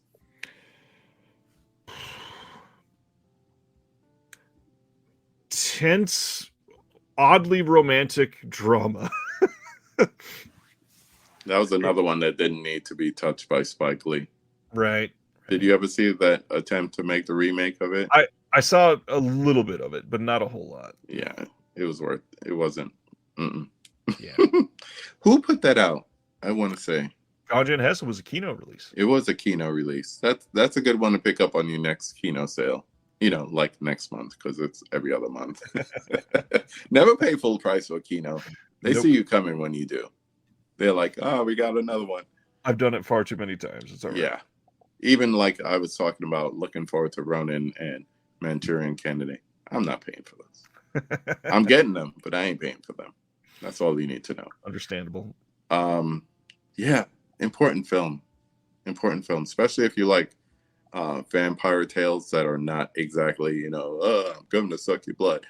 Like that, I would love to do a double feature with that and Thirst. Yeah, I love Thirst. Yeah, I like intellectual vampire movies. Vampirism as a whole. Will, I hear you. I understand. Losing ground. Ah. Will wants to get all of his opinions out there. We welcome it. Yeah, there's some decades of great films, great actors, great actresses. You said Keith David. Now I'm trying to think of like character actors that really didn't get their due. Like I think she's in both of these. The one who played his mother in Guess Who's Coming to Dinner is also in To Serve with Love. She's the voodoo lady. I'm not going to remember her name, I don't think. No, I'm going to look it up. I'm going to cheat just to let you know. Lupita Nyong'o. I loved Lupita. Queen. Yes. She's also someone who needs to be on the screen more. She actually got nominated for an award. What is her name? B. Richards. B. Richards. Yeah. 12 Years a Slave, obviously great. One-time watch for me. Twice, actually. I don't that. like my torture porn like that.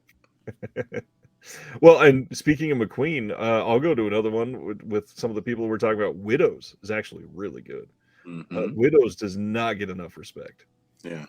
He's had some low-key, like, hard hitters talking about black filmmakers, not Bullet, not that McQueen. But I think because he's British, not a lot of people know about him on this side of the pond. But some of his feature films, just amazing. And it's not even that much. Like, I went to meet with my personal trainer, and he was talking about Hunger with Christian Bale. And I was like, Christian Bale or Michael Fassbender? Which one? But Shame is good too. Kind of gritty. Yeah. But yeah, 12 Years a Slave. I could do well if I never see it again. Excellent film, but not my kind of torture. I get it. Kind of like both versions of Birth of a Nation. Yeah. The Griffiths version and the more modern one that was terrible. Yeah. Yeah, check the chat. What are people saying? Lance Reddick. R.I.P. Powerful one. Yeah. Babylon from 1980. I don't know Babylon, I don't think. Dwayne Jones in Losing Ground is what Will was trying to get a shout out for. Okay. And Dwayne Jones in Night of the Living Dead. They mentioned that in the doc. Yeah. The irony of the way the movie ends. But, I think when filmmakers take a chance on certain people, especially people of color, in certain roles, like we were mentioned before, if you have a role that's not originally meant for a certain person of color and you put them in that, and then they just shine, like Pam Grier and Jackie Brown or Dwayne Jones, where it's not really ever discussed in that movie, but I mean, the ending kind of brings it full circle. Laren wants to say hi to you. Hello, Laren. That's my buddy. Will Alfred is yelling Woodward. Alfred Woodward in Yes. Action Fish. Alfred Woodward in anything. Michael Kenneth Williams. Yeah. That's he used to live in my neighborhood, man. R.I.P. Omar. Yeah. Ken Foree and Dawn of the Dead. Yeah, I just watched that the other night. I finally saw the Cons cut. Nice. Yeah. What'd you think? It's great. It's like, that's a movie, once you get into it, you want more. Yeah. So that Cons cut is like, it's excellent for that, because after a while you forget, this is supposed to be like a movie. I just feel like I'm spending a night with those characters. It's a beautiful thing. And what's crazy is I think more and more as I've watched all three of them, like the trilogy is great, obviously. All three are amazing. I feel like Dawn just keeps going down for me, and the other two just keep getting better and better. So you're more of a Day over Dawn? Day over Dawn and even Night over Dawn. Yeah, I can see that. I need to watch those two again. And those are great examples of movies saying, when it all comes down to it, nobody cares. Yeah. Nobody cares. Because if you compare it to the way they are in the beginning of the movie with the cops and everything and the racial slurs left and right, by the end, one, they ain't there no more. Two, it's like, Yeah, I don't care what color you are. You're my friend. Yeah, We're and surviving this together. the fact that it all ends in a split-second decision, Yep. it's Yep. And I'm a fan of Snyder's remake. Big fan. it's a good one. Yep. What other Michael examples? Clark Duncan. Yeah. That's a big name. Yeah. We're not even going to talk Armageddon. I will say Green Mile, man. That is Yeah, a Green power. Mile. That's a staple. That's a staple Power. of his performances for me. God, there was a couple others. Michael B. Jordan, another modern name that is just incredible. I went to pull Creed, but I know there's a lot of people that are still upset that Stallone wasn't in the latest one. But that's not so much Jordan versus Stallone as much as it's Irwin versus Stallone. And they're still kind of feuding back and forth. Irwin Winkler? Yeah. Yeah. Will wants to know if we talked about Yaphet Kotto and Bone. No. Not Bone specifically. Yaphet Kotto got a little bit of a shout out. Yeah, he got some love. I also wanted to point out Sterling K. Brown. I have loved in almost everything that he's done. My doppelganger, apparently. If people have not seen it, highly recommend Waves. Waves is so good. Just a remarkable movie, and it's so subversive in the way that the climax is halfway through the film, and then you get to come down with the characters. It's just this odd setup that it works so well. Mm-hmm. Somebody made a comment about that and saying, like, it's so impactful, and then it kind of just like settles off. And I kind of retorted, and I said, "Have you ever seen a rock go into a lake?" I mean, the movie is called Waves for a reason. You're supposed to have that impact, and then you see the ripple effects of everything around it. And yeah, as you go further and further out, it's less and less dramatic, but it's still affecting that body of water. That's what I got from it from like the first watch, because I sat there. I have certain movies when I watch it for the first time, I just need to sit quietly for a little while afterwards. Yeah. And that was one of them, but that was probably one of the last ones that just made me sit quietly, like Requiem for a Dream, kind of quiet after it's done. Yeah. There's another Keith David. Mm-hmm. Angela Bassett, she got a shout out earlier. I did mention her. Yeah, Queen. Forrest Whitaker, we haven't given him a ton of love yet. No. What do you think about him? I love when his performances are subdued. Like, give me Ghost Dog. Ghost Dog, Way of the Samurai is excellent to me. Or even his cameo in Color of Money. It's like those performances where he's just like affecting a scene, but doing it in a way where it's not like super over the board, over the top kind of thing. Like you said, subversive, very subversive. I love that about his performances sometimes. But then he can play Idi Amin, and it is all grandeur. It is all bombastic. And you're like, you demand my attention right now on the screen. And it's amazing. The thing that I've loved most about Forrest Whitaker is his performance in The Shield. And I know that's cliche on this channel because I've talked about how much I love the show, but he comes in, I think, in the 4th or 5th season of this show that is tumultuous and dramatic and very rooted in Southern California race and all of that. But he comes in and he's calm, he's cool, he's imposing in every single scene that he's in. But as it goes on, he starts to get that classic Forrest Whitaker unhinged, and it ends up in this just like almost like primal explosion in a couple scenes, where he fights somebody else, one where he tears apart an office. He is just a remarkable force to be reckoned with in that one. And it's, to me, a lot of his other like cinematic performances don't reach that level of like necessary escalation. Mm-hmm. And he's either 0 or 100 in a lot of his other films. I love his aspect of the Shield. But those performances where he slowly ramps it up. You know it's Yep. going somewhere. And it could be all with a smile and a chuckle and a laugh, but you still feel it's going somewhere. And he'll go from that laugh to just being deadpan serious. And you're like, whoa, dude. Yep. It's amazing. It really is amazing. One of the last big ones that I don't know how we haven't said this name yet. Obviously, there's a big movie that is associated with him, but everything he's done has been great. I mean, you got to kind of shout out Barry Jenkins. Yeah. It's kind of a known at this point, but obviously, Moonlight is great. His other work has been astonishing. Melancholy's coming out this week, or next week, I should say. It's good timing. Yeah.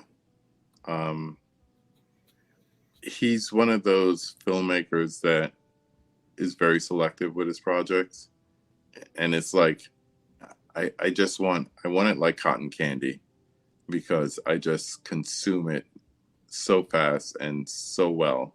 But really, it's like it's, to borrow a Casey expression, it's like good barbecue. It's like slow and low. So you're not going to get, Beale Street today and then get something else tomorrow. But you want it. You want it so badly. But really, all you need to do is go back and kind of digest Beale Street a little more, because there's so many things in that movie. It's a love letter to the area. It's a love letter to the original story. So many layers to it. And then you could go back to Moonlight and say the same thing, or you could appreciate the 3 different performances of the same person. So many different things to it. And the love for the area in Beale Street is also the perfect time. I know we just kind of talked about him because of Creed, but Last Black Man in San Francisco with Jonathan Majors in that one. That movie is magical for San Francisco. It captures so much of the actual feeling of the city that is not the tourist spots. Mm-hmm. It is just a beautiful film. It is. And I don't want to see the guilty go, without any type of justice. But at the same time, he's such a dynamic actor. I really look forward to seeing more from him in the future, because he has this way, even in that crappy ass Ant-Man movie, he has a way of he has like a tick about him where he could be trying to be diplomatic and he'll give you like a quick smile, but you see he's really upset in the role. Like the character is supposed to be upset. And it's like, whoa, that's a little bit too realistic for me there, guy. It's like, how are you doing that? He did the same thing in Creed 3. There's scenes of it, but with different emotions in Last Black Man. He's an amazing actor, classically trained, but an amazing actor. And it would be a shame if we get like less or not as much from him because of all the controversy going on. Yeah. He's actually one of my favorite modern day actors, for real. And the truth is he is likely going to be done for quite some time, it looks like. Because court of public opinion is always harsh. Well, and also don't choke women in the back of a Uber. That too. I made a joke earlier, but if we're going to talk Gone with the Wind, we do have to talk about early actresses and performances that made a difference. So whether it's Hattie McDaniel or Lena Horne, Dorothy Dandridge, not enough people talk about them. I mean, people will have you believe that McDaniels only did that one movie, and you could be watching TCM on a Thursday night and you'd be like, oh my gosh, there she is again. She's not playing the same role. I guarantee you she's not. But yeah, there's so many people out there like that. It's amazing. It's amazing. Oh man, this has been incredible. I hope I hope people have enjoyed this, because there's so much that we could go. I mean, there's so many names that have been in the chat that we haven't even gone through. We didn't even talk about Lando at all tonight. Like, that's the crazy thing. I know. And that was going to be my shirt tonight. Billy D. Williams, Diana Ross, Mahogany, Lady Sings the Blues, all the way up to Donald Glover and being the token in the Star Wars franchise. It's all love. It's all love. And that's the thing. From Hattie McDaniel to Mahershala Ali, everything tonight has been. Wait, did we even bring up Mahershala before that No, point? How did we not? I don't know. I'm so torn right now because I don't really care if he plays Blade or not anymore. But just knowing that he would be the logical person to follow Wesley Snipes makes all the sense in the world. That is excellent casting. But that really man is amazing in anything. Go back and watch True Detective again. I know we're talking movies, but man, is he good in that? Man, is he so good in that show? And he's been gold in everything. Everything. Even his raps. He was a 90s rapper before all this, in case you didn't know. YouTube is your friend. But yeah, man. Mahershala. Damn. How could I forget? Tonight, I would say there's a handful of things that if you have not dove into much of this, there's a lot you should look into. Obviously, the documentary is that black enough for you? I was on Netflix right now. If you have somehow never seen Do the Right Thing, that is probably the obvious next choice. Yeah. Just because of how important it has been to KB and myself, you got to go Menace to Society if you've never seen it. And just know they're not like biographies or documentaries, but these are real life stories told in fiction, but real life tales. People really leading these kind of lives. This is not a made up story at all. Yeah. I will just add at the end here that, for one, thank you for having me and having me for this thing, because obviously it's important to us as Americans first and foremost, and we could get into all different people of color and all different sexual orientations and the importance of that as well. But yeah, I would say watch the documentary and then either go on IMDb, or there's a Letterboxd. There's a list on Letterboxd where it goes through every movie that was mentioned, even things like Godfather and Jaws and all that, because the things that were happening in other movies affect African American cinema.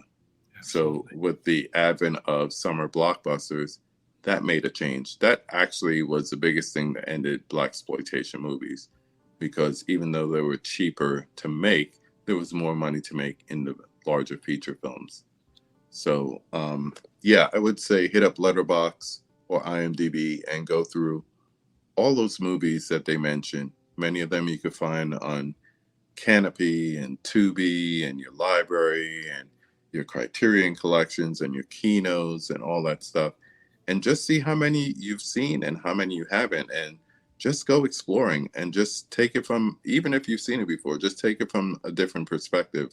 Like, what if I looked like him and I never saw me on the screen before? And then watch a movie in a different light. It'll hit you differently. It'll bring it more to prominence in your mind. It's a good thing. I don't care what you look like. It's all the same. Final note, we've got everybody. Will is screaming the word Claudine at the screen. Diane Carroll. Criterion release. Get on that. Ronnie mentioning Pariah one last time. Great Criterion release. I just want to say, and I know you said it, but thank you for doing this, because obviously black cinema gets a lot of love in February, and it's a joke that so many people will only talk about it then. Yeah, shortest month of the year. That's when we talk about it. So, and I know this is only one night, but I hope that I've proved to everybody I'm always willing to discuss this. This is something that's important to me. It's something that should be important to a lot of us. So yeah, I'm glad you're here. I'm glad we did this. And on that note, I hope everybody comes back next Thursday and we see you then. Go watch the movie. See y'all. Thank you for watching The Disconnected On the way out, make sure that you are subscribed to the channel, that you've liked the video, and that you've copied the link to be able to share with someone else that may appreciate this.